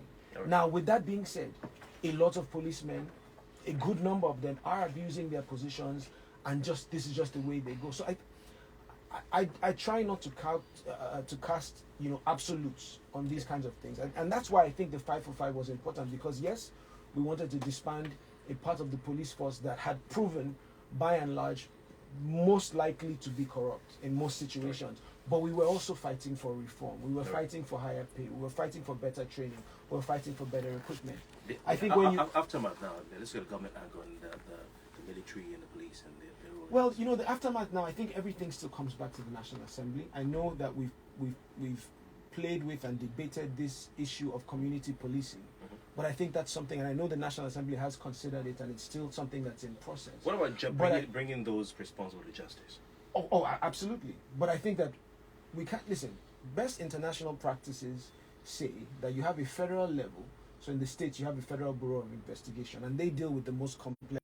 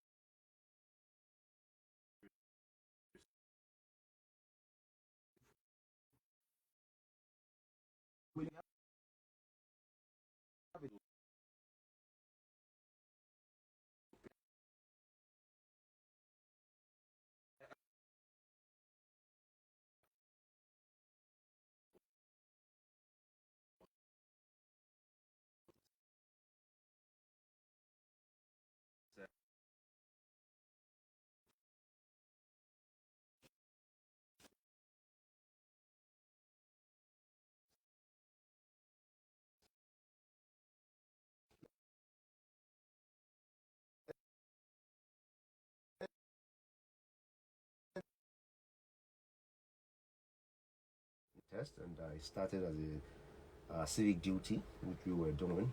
I was also part of those that contributed online for a peaceful protest until. You contributed?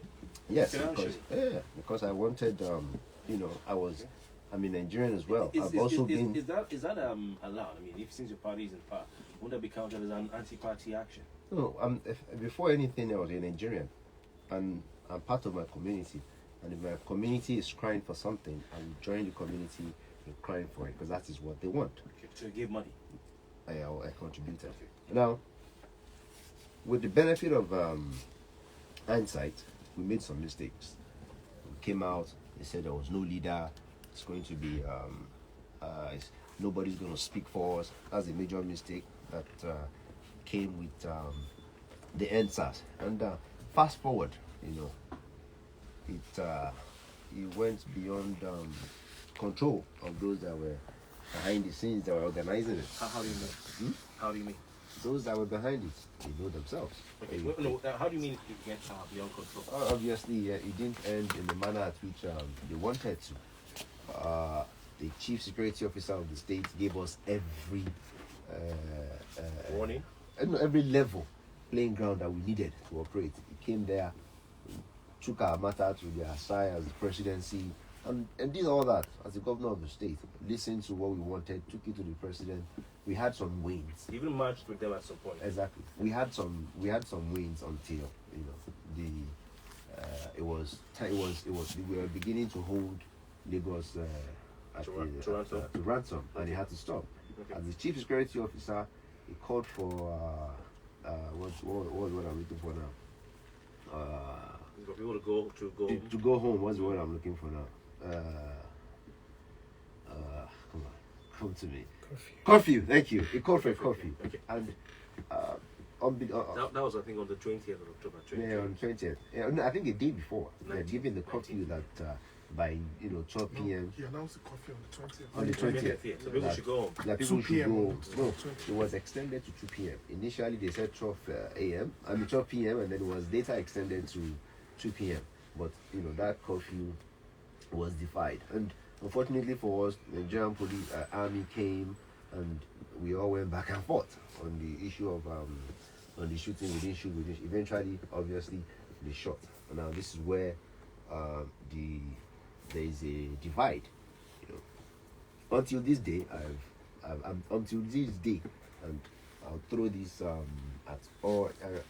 I've asked my cousin, who was also in the forefront of it, and I'm going to say this to everybody listening as well, and I'll say this to Olubankole Wellington. I'm still looking for a family because I want to go and feel. I just ask them how it feels to apologize to them. Why do you want to apologize? I feel bad because Why do you feel bad? if citizens are protesting peacefully and then they lose their life, that's the ultimate price to pay. Okay, so I want to the pay that. is the government turned the troops on them? No, that's what I'm telling you. That if the government had done that, if that's the case, I want to go to that family and pay my respects. That is the ultimate price to pay for democracy. And I'm telling my brother Olubankole Wellington, I will go with you to any family that lost a member, because I actually want to. Because as a member representing Eti-Osa, on that particular day I was in Abuja.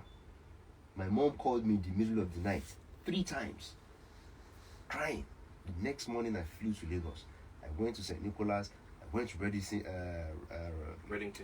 and all the hospitals just to try and see what was going on. And it was because I was moved. Were you in shock? I was in shock that how could people be how shocked could like that? people protesting, performing their civic duty, be victims, or people that are supposed to protect them. So it was a great. Could you believe that was happening in Eti-Osa? I didn't believe it. It was soldiers were trying on. It was on a great concern to me. We also took it up with the military. The Nigerian army said, "Look, we fired up House of Reps." Yes, we took it. We called them. I made sure I was in that committee. We called them. Oh, we didn't shoot any live ammunition. They shot in the air, and if at all, they had maybe when people were scrambling, that's where people got hurt. Some people maybe had panic attack. What they gave us all sort of excuse that could be given. But with the benefit of hindsight, until date, excuse me, and let me also before that, all the stores, not all, but at least majority of the stores that were looted, I made sure I got the numbers of the owners of the stores. The ones I got on the phone, I spoke to. There's nothing I can do about it. I'm just calling to show you my heartfelt concern. I pray with you that you called them. Yes, I called. Some I sent text messages to. You didn't call me. My store was looted. I didn't know about it. I didn't know you had a store there. But those that I could call, I called. Those I could send text messages to, I did call. Some victims that were how did you get their numbers? I mean, how did you reach out to them? Are you sure it wasn't party people you were calling? I don't know. I'm representing Eti-Osa. I can get any information in Eti-Osa. So you're sure it's not party people you I'm reached sure out I to? wasn't calling my party people. Okay. And just 2 weeks ago, a particular lady I sent a text message to. She actually walked up to me. We had a meeting during this campaign trail. She said I sent her a message during the NSAS. I said, I'm sorry, I didn't know. How are you coping now? She said, well, after NSAS, she has grown her store now. She now has 4 more stores. 2 in Lekki here, 1 in Abuja, and 1 in Surulere. And I was happy for her. She went into telling me how it was a family generation business. But I had just 1 store. Yeah. Mm-hmm. But you're willing to accompany Banky if it goes to feed this family of the deceased. If he can, one diseased. Yeah. I just to at least I feel like maybe it will help me sleep well. Okay. Give them a hug and say, I'm sorry this happened. I'm But sorry your nation failed you. Your principal in Lagos State, Mm-hmm. the leader of your party in Lagos State, who's the chief security officer of Lagos State, I think he said no life was lost. Say that. No life was lost. Am I correct, gentlemen? Ye- Yeah, governor said no life was lost. It's Yeah. not. No. It's not my turn to speak. No. Wait, So are you not Let me finish. are you not maybe going against the words of the governor too? Are you disagreeing? Is your right? No, Are you disagreeing with him? I am still in line with the words of my governor. No, but I am just giving. you said you want to visit the deceased. That's what I'm saying. I believe just that want to be people die. proven beyond reasonable doubt. Because I have the figures. But sometimes you make mistakes. So are you saying that you doubt that people were killed? I'm not saying I doubt. That's why I'm saying it's not a closure to me yet. If there is a family that can come out, or if Banky knows one already, can take me to, we'll go and visit them together. So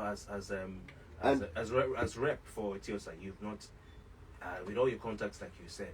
I have not. I'm yet to. You were able to get the contacts of store owners. To store owners. And how come you weren't able to get the contact of? That's why I'm the saying deceased? if there is a family that can, sometimes record keeping in Nigeria is not a par.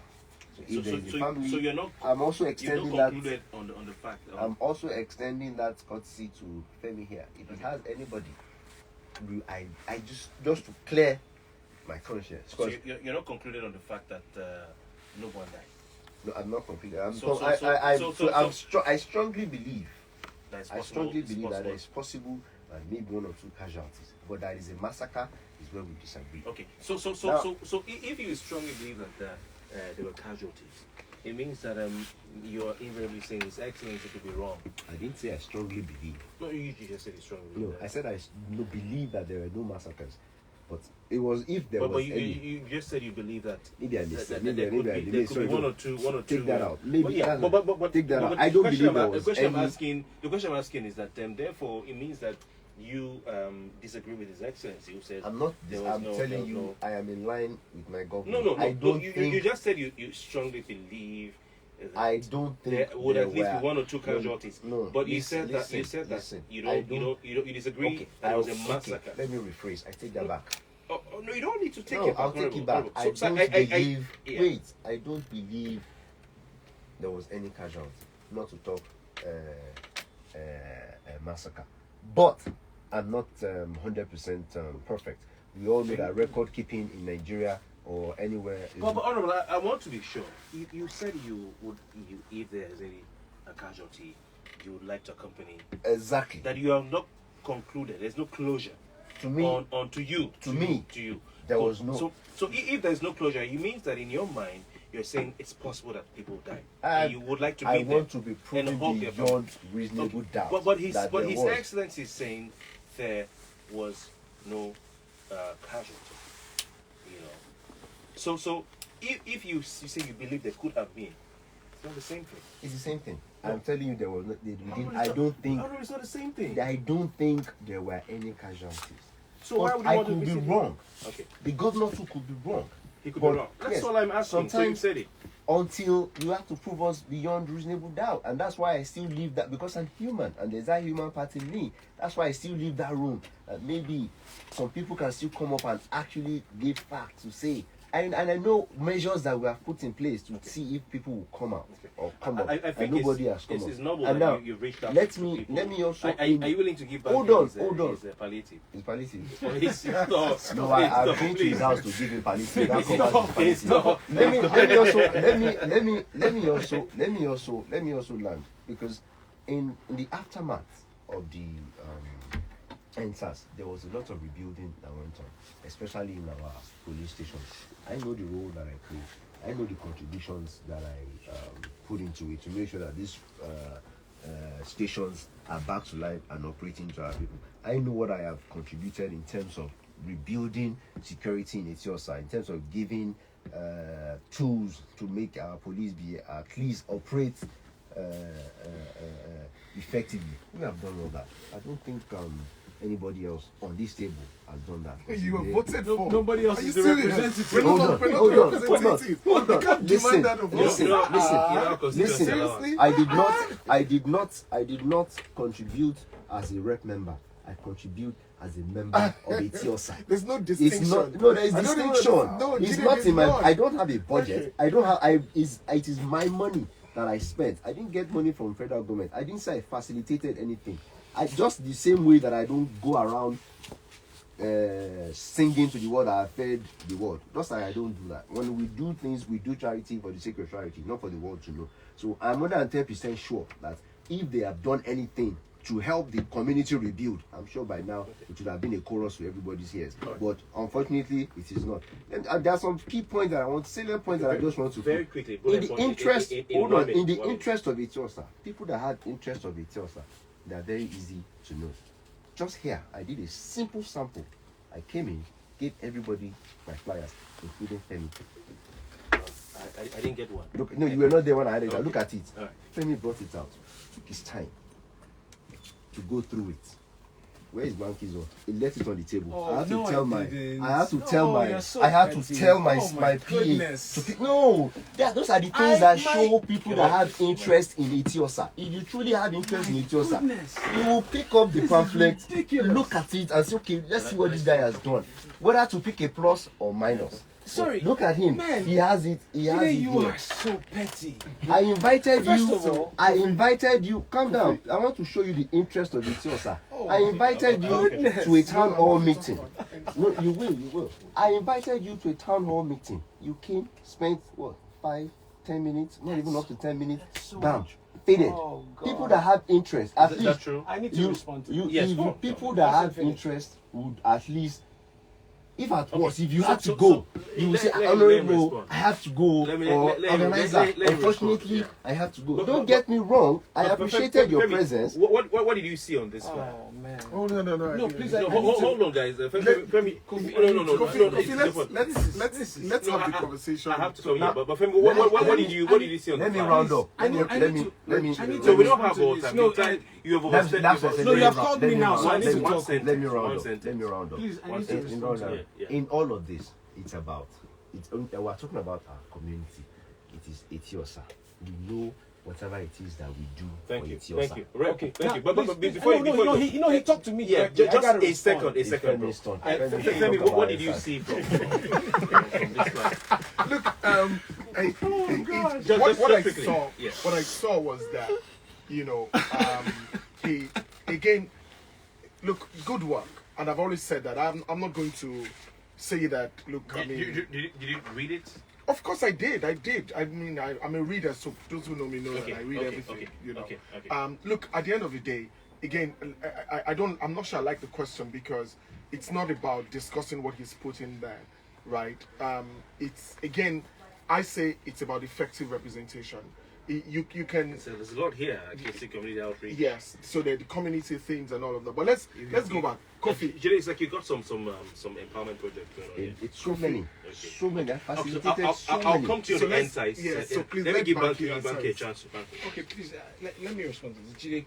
Jide, please. We really can't be this petty. It's not a petty My, issue now. I gave, first of all, your pamphlet that you gave me, you realize at the town hall that I attended, there was a whole booklet, which I've read, I've studied your website, I've studied your agenda, I've studied the bills that you've passed. So everything that you've given me here, I've already read. Secondly, when I was coming in here, I gave it to my campaign manager to hold for me. No, I didn't stop you. I gave it was on the to, table. that was hers, it wasn't mine. Ours was. It was, Okay, you have to okay. let me Yeah, talk. please, Please. Representative Obanikoro, allow I you to- gave it to Taiwo, my Precious. campaign manager. I also Precious gave her my speaking laptop. talk. Oh my goodness. Yeah, please allow him I to also speak. gave them my laptop bag to hold. I also gave them other things to hold. Am I not paying attention to those things because somebody is holding it for me because we're coming in for a discussion? Secondly, I came to your town hall. You don't know what I went through outside to get inside because your town hall was a gathering of party members. So you don't know what I went through to navigate outside to get inside. I also couldn't wait to the end. In fact, I waited until you spoke. So I went through the other people that spoke before you. I don't know if you even noticed when I came in. I waited for other people to speak. I waited till you came on, heard you speak, and then gauged that, you know what, let me leave now before it gets too crazy. And I left. Now, let's talk about town halls. Self-preservation is Let's talk the about town halls. Jide, you did your third town hall in 2022. Jide, I've done more town halls in 4 months than you have done in 4 years, and you are a representative. You have a whole business community. Have you thought of doing a virtual town hall to talk to them? You have a constituency that has 10 wards. Have you thought of doing a town hall in multiple places? You've done 3. in 4 years, Today- and you think that that's today- something to brag about? Today alone. Bro, come Today on, man. alone, Come I've on, done man. 4 town hall Stop meetings. being. Oh, yes, because Today you're alone, campaigning. I've done 4. Because you're campaigning. The town hall meeting Because you you are are campaigning, referring to Oga. has the 4 Please town hall calm meeting. down. The And town hall please you are meeting leave referring this to petty is behavior. the town You hall are our meeting slashed representative. with empowerment. You are our representative. When we do virtual with it's Lessa, on your you know, website that you So have he three, says you've you done don't 3 do town empowerment halls with in your 4 town hall. years. it's part of the empowerment. That Oh is my with goodness. empowerment Jide, programs. you really have to stop. All right, gentlemen. Let's not go. in tune with the Let's go back to constitution. Femi. Please, let's go to Femi. Thank you, gentlemen. Let's go to Femi, who is the candidate for the African Democratic Congress. And what are your thoughts on the whole NSAS protest? The protests are killing with the massacres and the Abba. So, I live in Oniru. Literally walking distance to the epicenter of that event, and I recall exactly what happened on the night of the 20th. So, because what happened is, because I live in Oniru, a number of the guys. Did you join the protest? Were you on the streets? Look, I've done protests in my life, right? Yeah, but for this one, were you part of the protest? No, I didn't. You weren't there. You know, I wasn't there. I only came in maybe 2 of the nights. Okay, so while Representative Obanikoro was in Abuja watching it Yeah. from I was also there once. Oh, So, really? but let me tell you why I didn't. Let me tell you why I didn't go.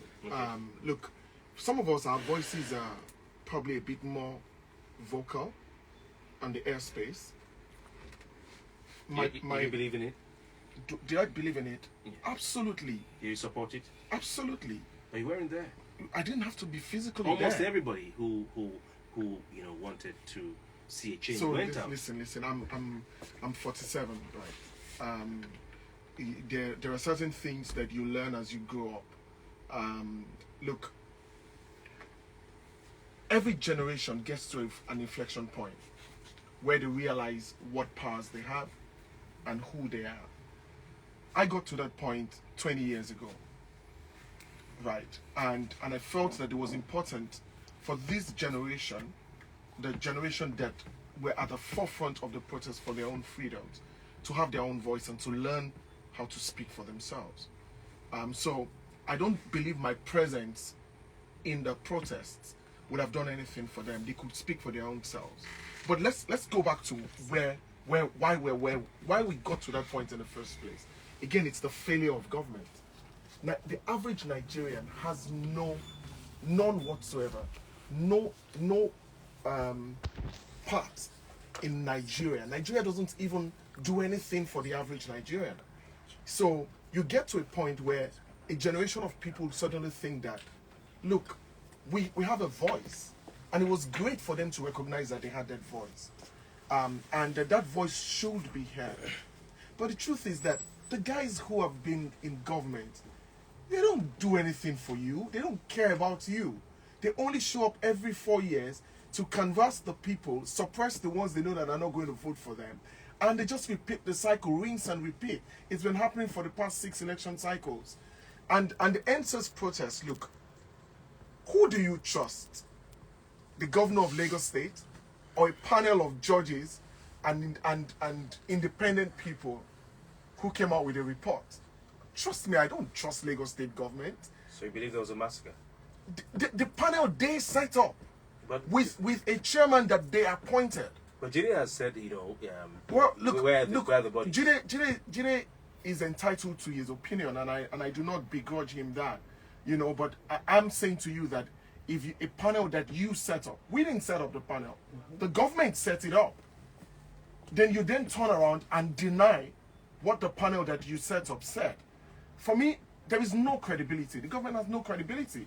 The average Nigerian does not believe. Look, we're dealing with a major crisis today. My driver went to the bank yesterday and spent 3 hours queuing to get cash.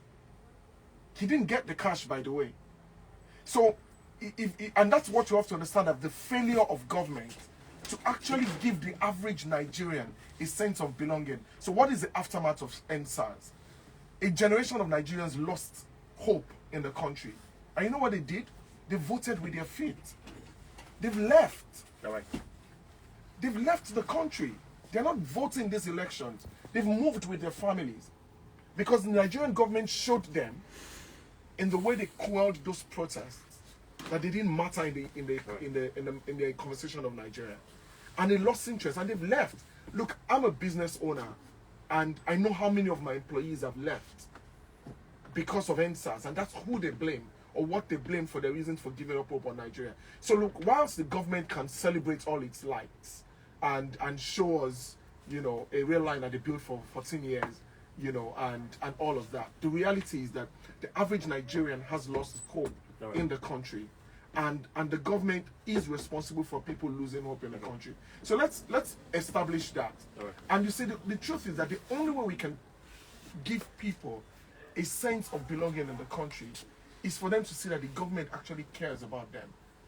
This government has shown that it doesn't care about Nigerians. You've been queuing for fuel for the past 3 months.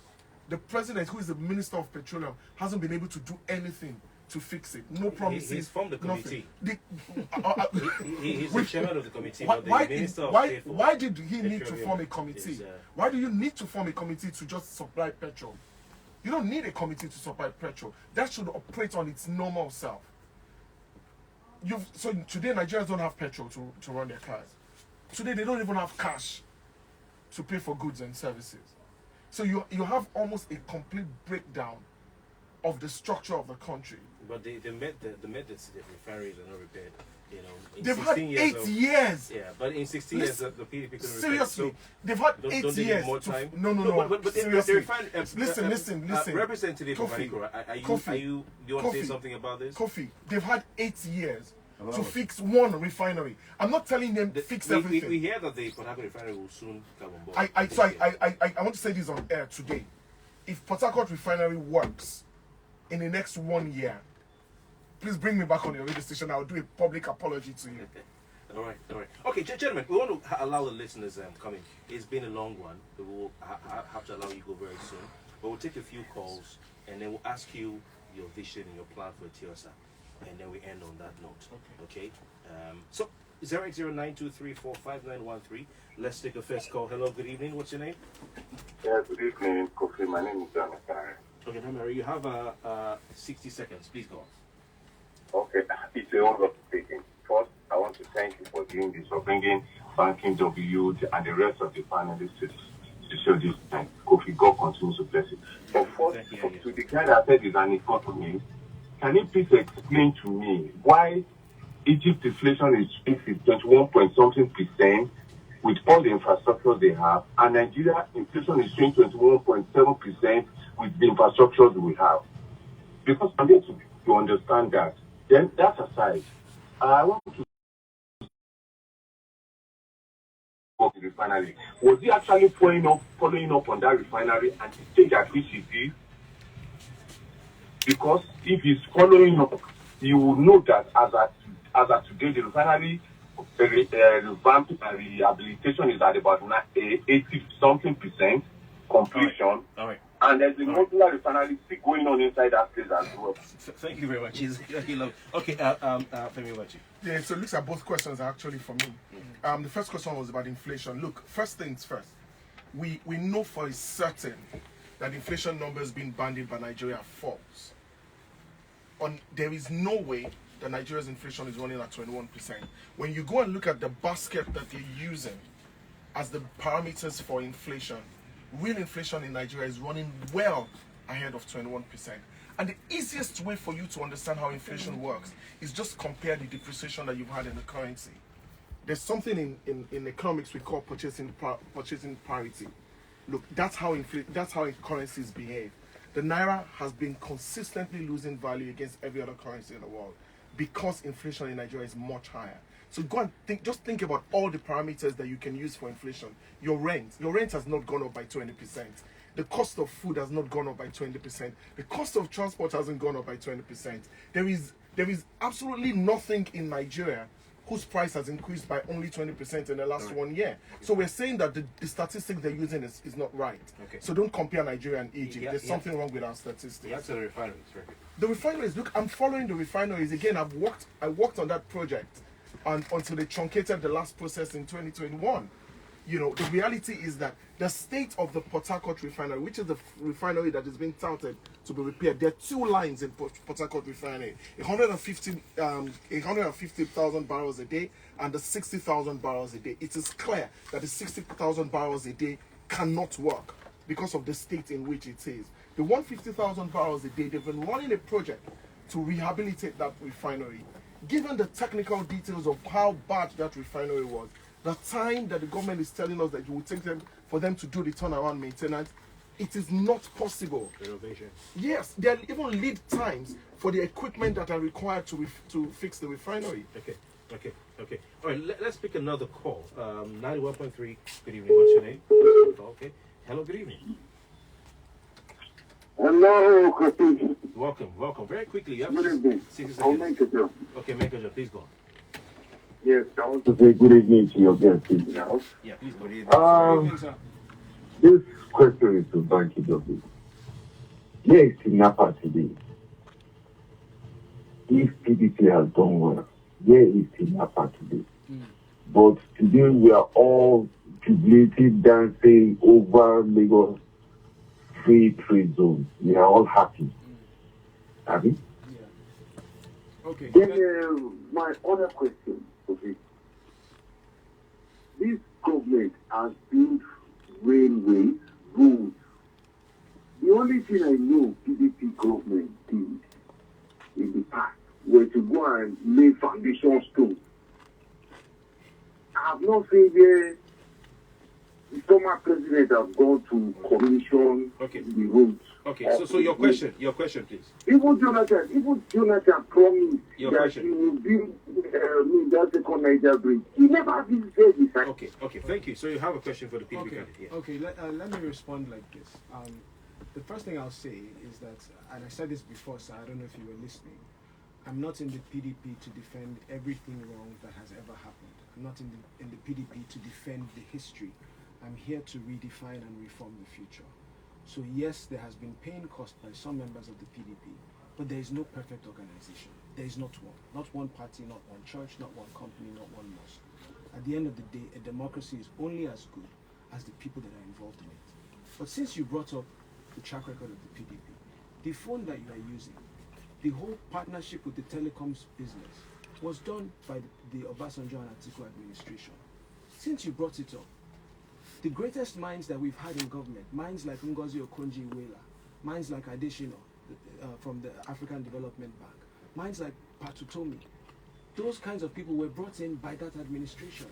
Right. We made leaps and bounds in our economy in that time. Was it perfect? Absolutely not. Okay. Did we achieve something? Yes. And the worst years in that administration are still better than the best years of this one. Very good. So again, I'm not defending right. that history. Okay. But since you brought it up, let's acknowledge that there were some positives, and by God's grace, if we are given that opportunity, we will bring much more positives. Thank you very much. We'll go to the next listener. Please turn off your radio set. Good evening. What's your name? Hello, good evening. Welcome. Name, location, and then your Good question. evening. My name is Victor from here. Please go on, Victor. Okay, Babajide, good evening. Good evening, Mr. Victor. How are you? You're very well. So, but I'm a bit disappointed at the comment you made about ENSA. You say you strongly believe that there are no massacre, but you believe there was a casualty. Then the Kofi asks you to change it again. But you are a young man. What's your question? Hello. What's your question? Your question. Because I just want to comment on what he said. It's annoying because I witnessed what happened. Okay. So it's annoying when you come out to say this type of thing because you're in a particular party, because you want to cover something. It's annoying. For God's sake, people died. Thank you. Okay. Thank you. Representative, you want to respond? Thank you, Mr. Victor. It's not hard. It's because of people like you that I am saying, if there are indeed casualties, call me, come to my office, let's go and visit the family together. That is why there is no total closure. To my best of my knowledge, to all the statistics and evidence with me is what I am basing my judgment on. But if you are of a contrary opinion, that is why I said, I want to meet people. Come to me. My office is here in Ikoyi, 26 Umbojibo. My website is ibo.org.ng. You can reach me on Facebook. My email is ibocampaign@gmail.com. Let us sit down. Take me to these families. I actually want a total closure. Like I said, I'm human. I also feel the pain that if people are exercising their civic right and civic duty and then they pay the ultimate price, it's unfair to any family. All right. To our records, to me, based on all the findings that I have done, I am yet to find. But if you, Mr. Victor, has one, please get at me. Let's go and pay condolence visit to them and give them respect. I should be a good idea. I'm more than 10%. All right, we have a next listener. Yeah, very quickly. Yeah, this is Remy. Okay. From Makoka. All right, go on. Yeah, something surprising to me from what Obanikoro said about the inside. He's not the first to say that, so it's not new. My question is this.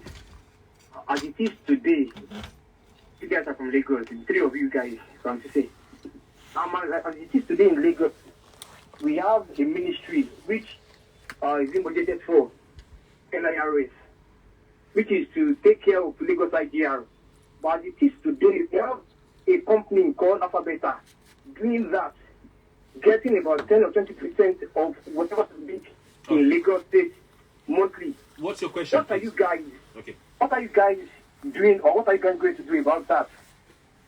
As it is today, if a personal company is running that, making that money off Lagos State, while you have a ministry that should be doing that. So what are you guys going to do about that? Okay, thank you. So he's talking about Alphabet and the percentage commission they get. Sorry, I think we can be clear on this. At the debate, which Governor Sanwo-Olu refused to show up on during the weekend, my governorship candidate said categorically that if that contract does exist, that he was going to ensure that it was repudiated. And I think that's what everyone should do. We should be able to run. Even did the contract exist, again, there's so much opacity when it comes to Lagos State affairs. We're the only states, probably, well, maybe not the only one, but one of the states that never signed up to the Freedom of Information Bill. Or the Freedom of Information Act. We never domesticated it. So the truth is, we can't even know as Lagosians, we can't go to Lagos and say, provide us a copy of the contract that you're using. So we don't know whether that contract exists. And we hear it in the rumors, but if it does exist, and if my party wins the elections in Lagos, we will cancel that contract. Banky? I think if any party other than the APC wins the elections in Lagos, we will see a lot of changes on that front. I think Pastor Femi is spot on. There's too much opacity regarding Lagos State spending, regarding Lagos State budgets, what money is spent, what it's allocated to. I think we cannot run government that is not accountable and not transparent in this day and age. It's unacceptable. So I think we all feel very strongly that Freedom of Information Act should be domesticated in Lagos, and people should be able to see what their government is spending their resources. You think the Alphabet contract should be cancelled if it exists? Listen, I think we even need to do an investigation on where the finances for Lagos has gone. Okay. I'm not going to join in conversations on essays. Because he is there, he can't verify the contract, neither can he verify the contract. So I'm not going to join you in essays. So if it turns out that is the case, I'm not going to join you in essays. Hypothetically speaking, it is an essay. You can't hypothetically speak of such. No. It is too much of an allegation to talk of. Do you like think? I said, do you think state? I'm not going to so this join is a question. Do you think state governments should go through use private companies to collect revenue? I'd say that one time. Do you think state governments should use private companies to collect revenue when they have their Ministry of Finance, they have their state internal revenue services? To the best of my knowledge, it is still LRS that collects Lagos State revenue. So, like I said, I'm not going to join you. You're in the ruling party. Is it like true? I said, LRS is who I know collects Lagos State revenue. Is it true that I'm not going to join in essays. Yeah. I don't know anything about Alphabeta. So it's not true. I don't know anything about it. I'm not going to join in essays. Okay. I don't believe it exists. All right. Okay. Gentlemen, quickly before I take some calls, I'm just going to take it. Please just give me what time is it? Okay. Very quickly, there's a message here because the gentleman was saying you were a senior in school. Okay, it's just Kofi. Junior Obanikoro was my senior in primary school. My question to, so I think it's greeting you. This is my question to all of them: is how do we make local government vibrant again? We should be more excited about local government elections than presidential governorship. But governors have popular state representatives. So I think one of you mentioned that talked about local government level in response to Representative Obanikoro's point about you guys going to the local level. So do you think you all have a role to play in making local governments stronger and more vibrant? I'll start with you. Well, it's a really short answer. The National Assembly actually recommended that local governments be given autonomy. Unfortunately, the State House of Assembly declined. So I think this goes back to our elections and saying, can you put reform-minded people in place? So yes, we are all vying for the House of Reps seat, but everything is and put the right people there. They will have these conversations. You cannot talk about improvements in your local government until local government autonomy is on the table. The Lagos State House of Assembly decided against it. You would think that they are at that table, and they would they would encourage local governments to have more, but unfortunately they decided against it. So I think until we change the representation that we have at multiple levels, we can't expect better. Representative, what do you think? I thought I read that that Lagos State on the link autonomy, it is in two forms. The autonomy that Lagos State declined had nothing to do with the operations of the local government. But for some reason, I can't remember. I read it, but I can't remember it now. It's about joint accounts and all that. No, the joint account, Lagos State didn't have issues with local governments getting their autonomy. But the one they declined is, I think, performance or something. I can't remember. But there's some revenues and some activities that the local government is empowered to undertake by the 1999 Constitution of the Federal Government of Nigeria. For instance, the government of the state has no business in environmental sanitation. It's the function of the local government, but in Lagos State, I think that's what it is. Do you think that, for instance, things like that, the state government should hands off, choosing who is going to have the contract to clean, Balinde or clean through, let the local governments handle it? Yeah, I think that's what it is. With the revenue, Lagos State does not have a problem with them having their autonomy. I think it is in the Department of Functions that they don't have the autonomy, that they're going to co-run some functions together. But the Constitution is clear about some of this.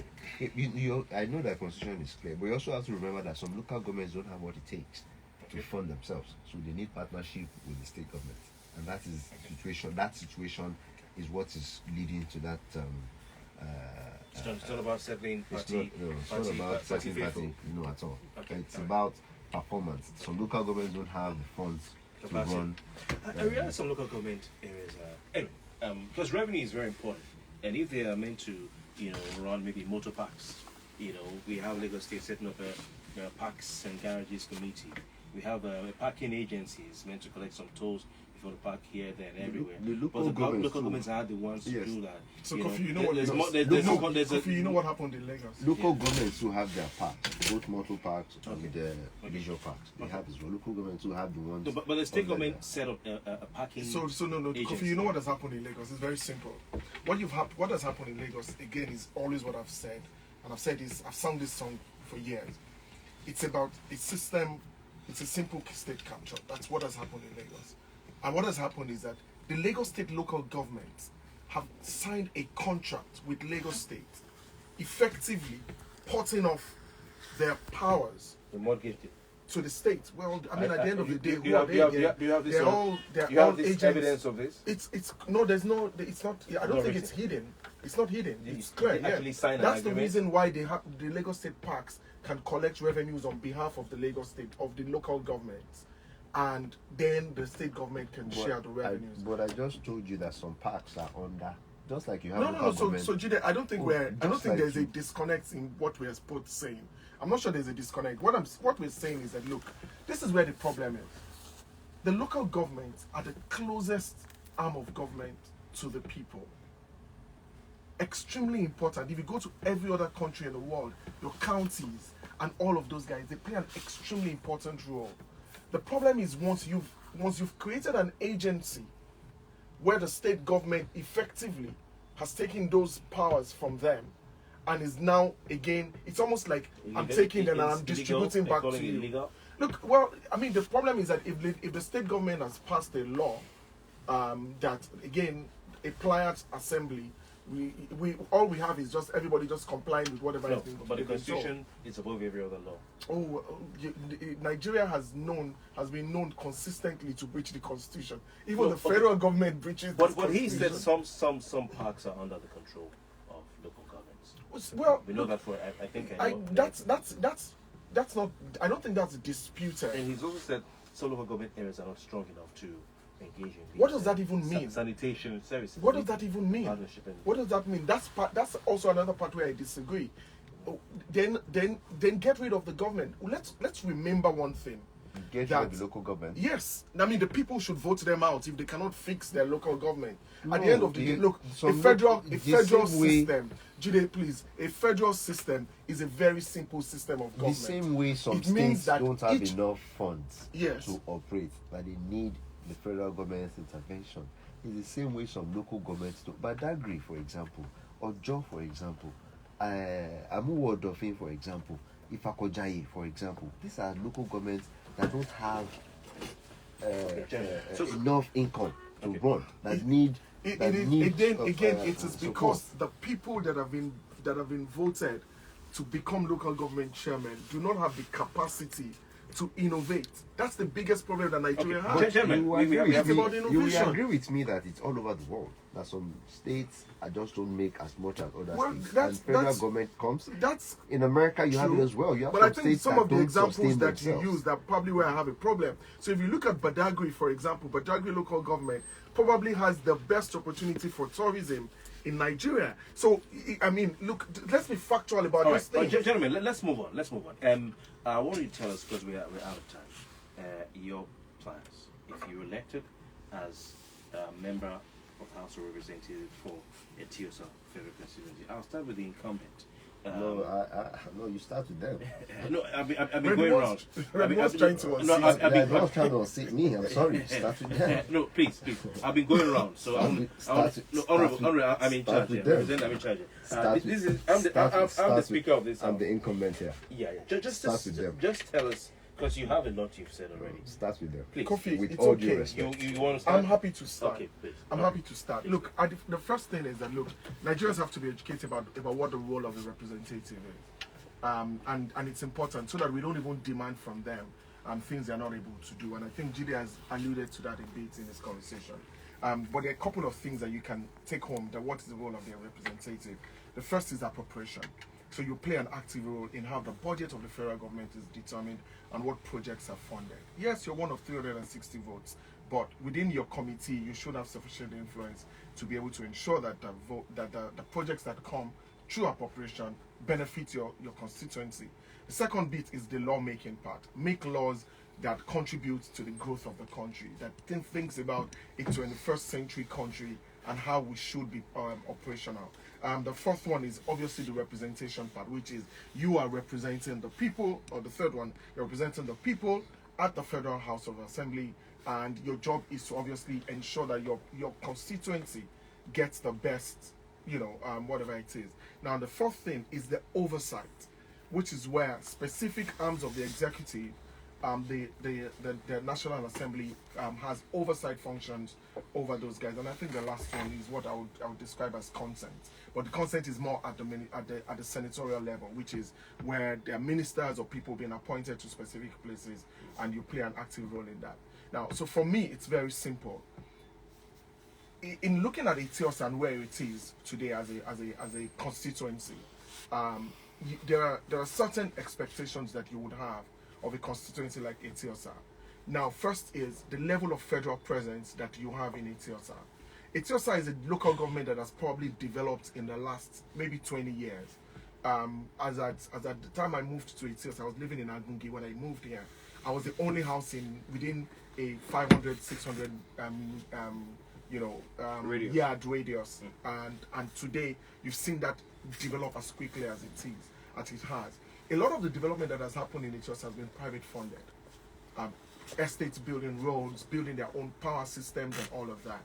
obviously, what I would be focusing on is ensuring that the level of federal presence in Eti-Osa increases dramatically. That we're seeing, more projects being allocated to Eti-Osa as a local government and as a constituency that will benefit the people. That is extremely important for us as we go forward. Secondly, it's about the kind of policies that the executive actually develop and how that impacts places like Eti-Osa. Look, in the 21st century country, or in the 21st century world, a couple of things are very important. Internet access, consistency of internet access, power, people ensuring that there is power in a constituency to be able to develop, and then having the right policies from the federal government that is focused on attracting investment to those places. So for me, that would be very key.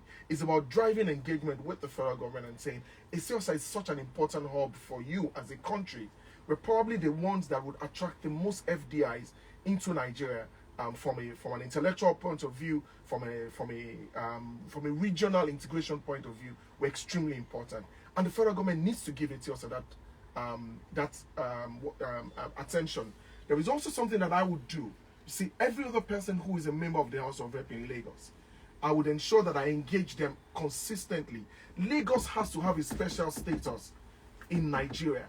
Lagos is so important to the survival of this country that we should, this has been something that's been on the table for the past 24 years, since when President Obasanjo was governor, I was president, that Lagos has to be given a special status that ensures that the federal government is obligated to improve the quality of infrastructure that we have in Lagos, because we have none as of today. Even federal roads have been abandoned, and the state government is the one doing it. And then the final thing that I'm going to focus on is on the young people in Eti-Osa, for the federal government to ensure that those young people in Eti-Osa, who are the brain power and the future of the country, get the right level of education that they need for them to be able to go and compete. Do you have any bills in mind you plan to sponsor? My first bill is about accountability, ensuring that, that's very important for me, that ensuring that every single federal government project that has been undertaken by the federal government, that there is accountability of it. So you look forward to being in the Public Accounts Committee? Definitely, I would. I'll be hoping that I'm in the Public Accounts Committee. Let's go to Representative Obanikoro. Are you ready? Are you still? Right, like I said, I'm the incumbent here. You want to? All right. Since the rest are okay with that, no problem. Olubankole Wellington of the People's Democratic Party. Yes, sir. Thank you again for having this conversation. I think for me, the choices for our people are simple. I think it's about choosing for things to remain the same, to continue the way they have been, or to try to toe a different path. I think what I represent, what I bring to the table, is the opportunity for us to try something different, to try something disruptive, to try reform. I believe that the way that we get out of the mess that we're in as a nation is through innovation and reform. But until we put people who are reform-minded at the table of policy making, we'll never get there.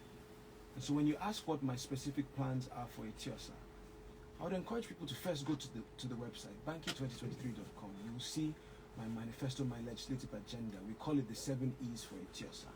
There's education, there's empowering our small businesses, there's the equipping of our healthcare system. But let me focus on education, because I honestly believe that that's the bedrock of our future.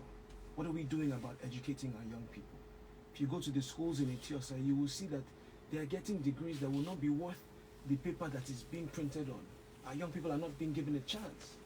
So how do we look at education from a standpoint of reform? How do we say, can we pursue public-private partnerships to give access to technology to the young people of Eti-Osa? How do we make Eti-Osa a tech hub? The first bill, I'm glad you asked the question about the first bill we would pass. The first bill I would pass would be to amend the Universal Basic Education Act to incentivize the performance of our states and the schools in our states, so that they can have access to funding to reinvest in their infrastructure. This is something that every state and every zone and every ward in the country would benefit from, as opposed to just leaving things the way they are. We cannot afford to leave things the way they are. Another idea that I would pass, there's a law in place right now that says Kofi, as a private company or a private institution, if you fix a road that is the responsibility of the federal government or the state government to fix, you get a tax break. So how do we incentivize investing in the minds of our young people and say, if you invest in a skill acquisition center that is providing skill acquisition at scale, that is helping our young people become entrepreneurs or at least employable. If you do that, you also get a tax break, because it is as important as investing in infrastructure. This thing has to be about reform. It has to be about understanding that we can't keep doing things the same way and expecting different results. It doesn't work. We've seen that. Now we need something different. All right. When I was driving here, I saw a poster on the road by my brother IBO, and he had a nice smile on his face, and he said, "Expect more." Honestly, my response is that we did. We did expect more. So you tried, but we expected more, and it's time for us, because we deserve more. It's time for us to try that. All right. So, indeed, that was Olubankole Wellington of the People's Democratic Party. Olufemi Oladehin of ADC is talking about accountability. And Mr. Wellington here is talking about. Let's go over to Representative Ibrahim Obanikoro of the All Progressives Congress. What will you do for the people of Eti-Osa Federal Constituency if they send you back to the National Assembly? Thank you very much. Quick rewind to 2019. I remember when I was going around campaigning, I was telling everybody that one of the first things I would do is push for special status for Lagos State. Lagos State deserves special status. We have the waters, we have the commerce, we have the people, human strength, everything to get special status. Upon getting to the National Assembly, it's a different ball game. There are others that have tried to push special status for Lagos, and they ask you, if you give Lagos special status because of this, what happens to Cross Rivers? When Cross Rivers come with their own specifics and say we need special status because of that, so you see that you meet deadlock. But maybe, just maybe, if we get Ashwabi elected as president, maybe it will give us special status in Lagos State. Accountability. There are a lot of committees in the House of Assembly that hold federal government accountable. House of Representatives. Sorry, House of Representatives that hold the federal government accountable. Like I said, it's a huge institution. We have over 100 and something committees in the House. You can only be a member of so many committees, maybe 10, 11 at max. And if you are, energetic and willing like myself, you will be in like 18, like I am in, just trying to make sure I facilitate all I can to Eti-Osa. And if you are looking at giving everybody a tax break, then where will government make its money from? If you are saying because for special strength that everybody is bringing, you're going to start giving everybody tax break. I did not say give government everybody will a not tax going break. to. You are more preaching respect now here. You are now disrupting. Apologies, please carry on. Thank you. Yes. So, well, thank you. I went around making all sorts of promises in 2019, but when you get to National Assembly, you find out that it's no longer I matter. It becomes a we. It becomes a collective effort, and it becomes how hard you can push, how strong, how willed you are, and you have to. And as a first timer, it's a bit challenging because you have to ask, you have to wait, you have to try and see how it's being done. But if you return as a ranking member, all that is gone. You hit the ground running. You plug in almost immediately. You don't have to ask. You don't have to wait. And now that you're getting 10, 30, 40, ask. You have to ask how it's been done because you don't know how it's been done. You're a first timer. You're new to it. You have to ask. But you can push your bills through. No, I'm not. I'm just saying. Even if you want to push bills, you still ask, how do I push this bill? Because you don't know how to do it. You've not. It's not what they teach you in university. And like we all know, in every we've had about 3 years to operate. We didn't have the full 4 years to operate because of time. What would you do? That's what I'm doing. We've had because of COVID, we've had less than 4 years to operate, and in the 4 years, I've been able to facilitate so many roads to Eti-Osa. I've facilitated schools. I've facilitated healthcare centers. I've facilitated so many solar street lights to eliminate dark spots here in Eti-Osa. And we have empowered our youth as much as giving about 1,000 laptops because we realize that the world is going digital and technical, and we have to make sure that Eti-Osa is not left behind. So I gave students, teachers, schools, police stations, Yes. wrestling associations. Honorable. I'm going there. No. You're not being fair. No, the question is, I'm the incumbent. What I have to. What are you promising your people? I have if to you go take back? you to where I want to take you. Because of time, I can't give you more time than I Okay, give you. well, what I'm promising my people is that I'm going to definitely give you more of that. My constituency office will continue to run. My ears will be on ground. My eyes will be on ground. When I go back, there are some bills that I moved in the last ninth assembly. The bills that one has to do with IDP camps that we have in Nigeria. We need to reform our ID camps. The other has to do with discipline issues as a people. We are a bit indisciplined, so the punitives for being indisciplined should be a bit higher. And I've moved some motions also in the House. Motion to rehabilitate all the barracks in Eti-Osa. Motion to control the ocean menace that we are currently facing. What came of those motions? That's what I'm telling you. They have not seen the light of day. I want to go back there and push it to make sure that they see the light of day. That's of the renovation of barracks. They started across Nigeria, and every time I speak with the IG, he tells me, "Don't worry, we'll get to Lagos. This is where we are now." So I'm sure that is being going. I need to go for back there to ensure that. We hear allegations of him selling some of the land. Would You know, even No, help. barracks, We'll help Jide barracks. complete that one. You know, No, Lagos barracks. is selling off. So I want to I'm fighting for Eti-Osa. I have collaborated with different NGOs to facilitate one thing or the other to Eti-Osa, including free scholarship to students to go to school. So many other things that So you continue what you started, what you did in the first. Yes. That's why I think Banky. That's why I said expect more. And yeah, that's what I'm saying. Expect more what I have done. And my website too is also running, ibo.org.ng.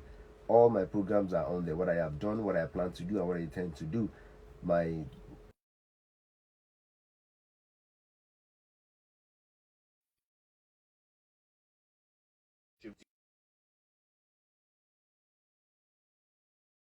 now, we need to see them through. Okay. And Eti-Osa deserves not to kill it any longer. We have killed in the 9th assembly. 10th assembly are not going to kill. And I want to use this opportunity as Thank you. to thank my people Thank of you very much, Eti-Osa for Representative. electing Thank me. you. And I know they will elect me But again. Femi of the ADC, Mr. Lude, you didn't give out your website, so let me be fair. www.oladehin.net. All right, interesting. Please. All right, gentlemen, we have to go. I want to thank you all for your time. And Thank you, sir. I think it was a friendly dialogue. Just a quick question here. Says, IBO, please, how many years have you represented Eti-Osa at federal level? Honorable IBO, kindly enlighten us on 5 visible things that you've done. I think you've answered this question. Yes, I've also facilitated the transformer to them in Palomo area of the Kuyo Balade. Okay. I've been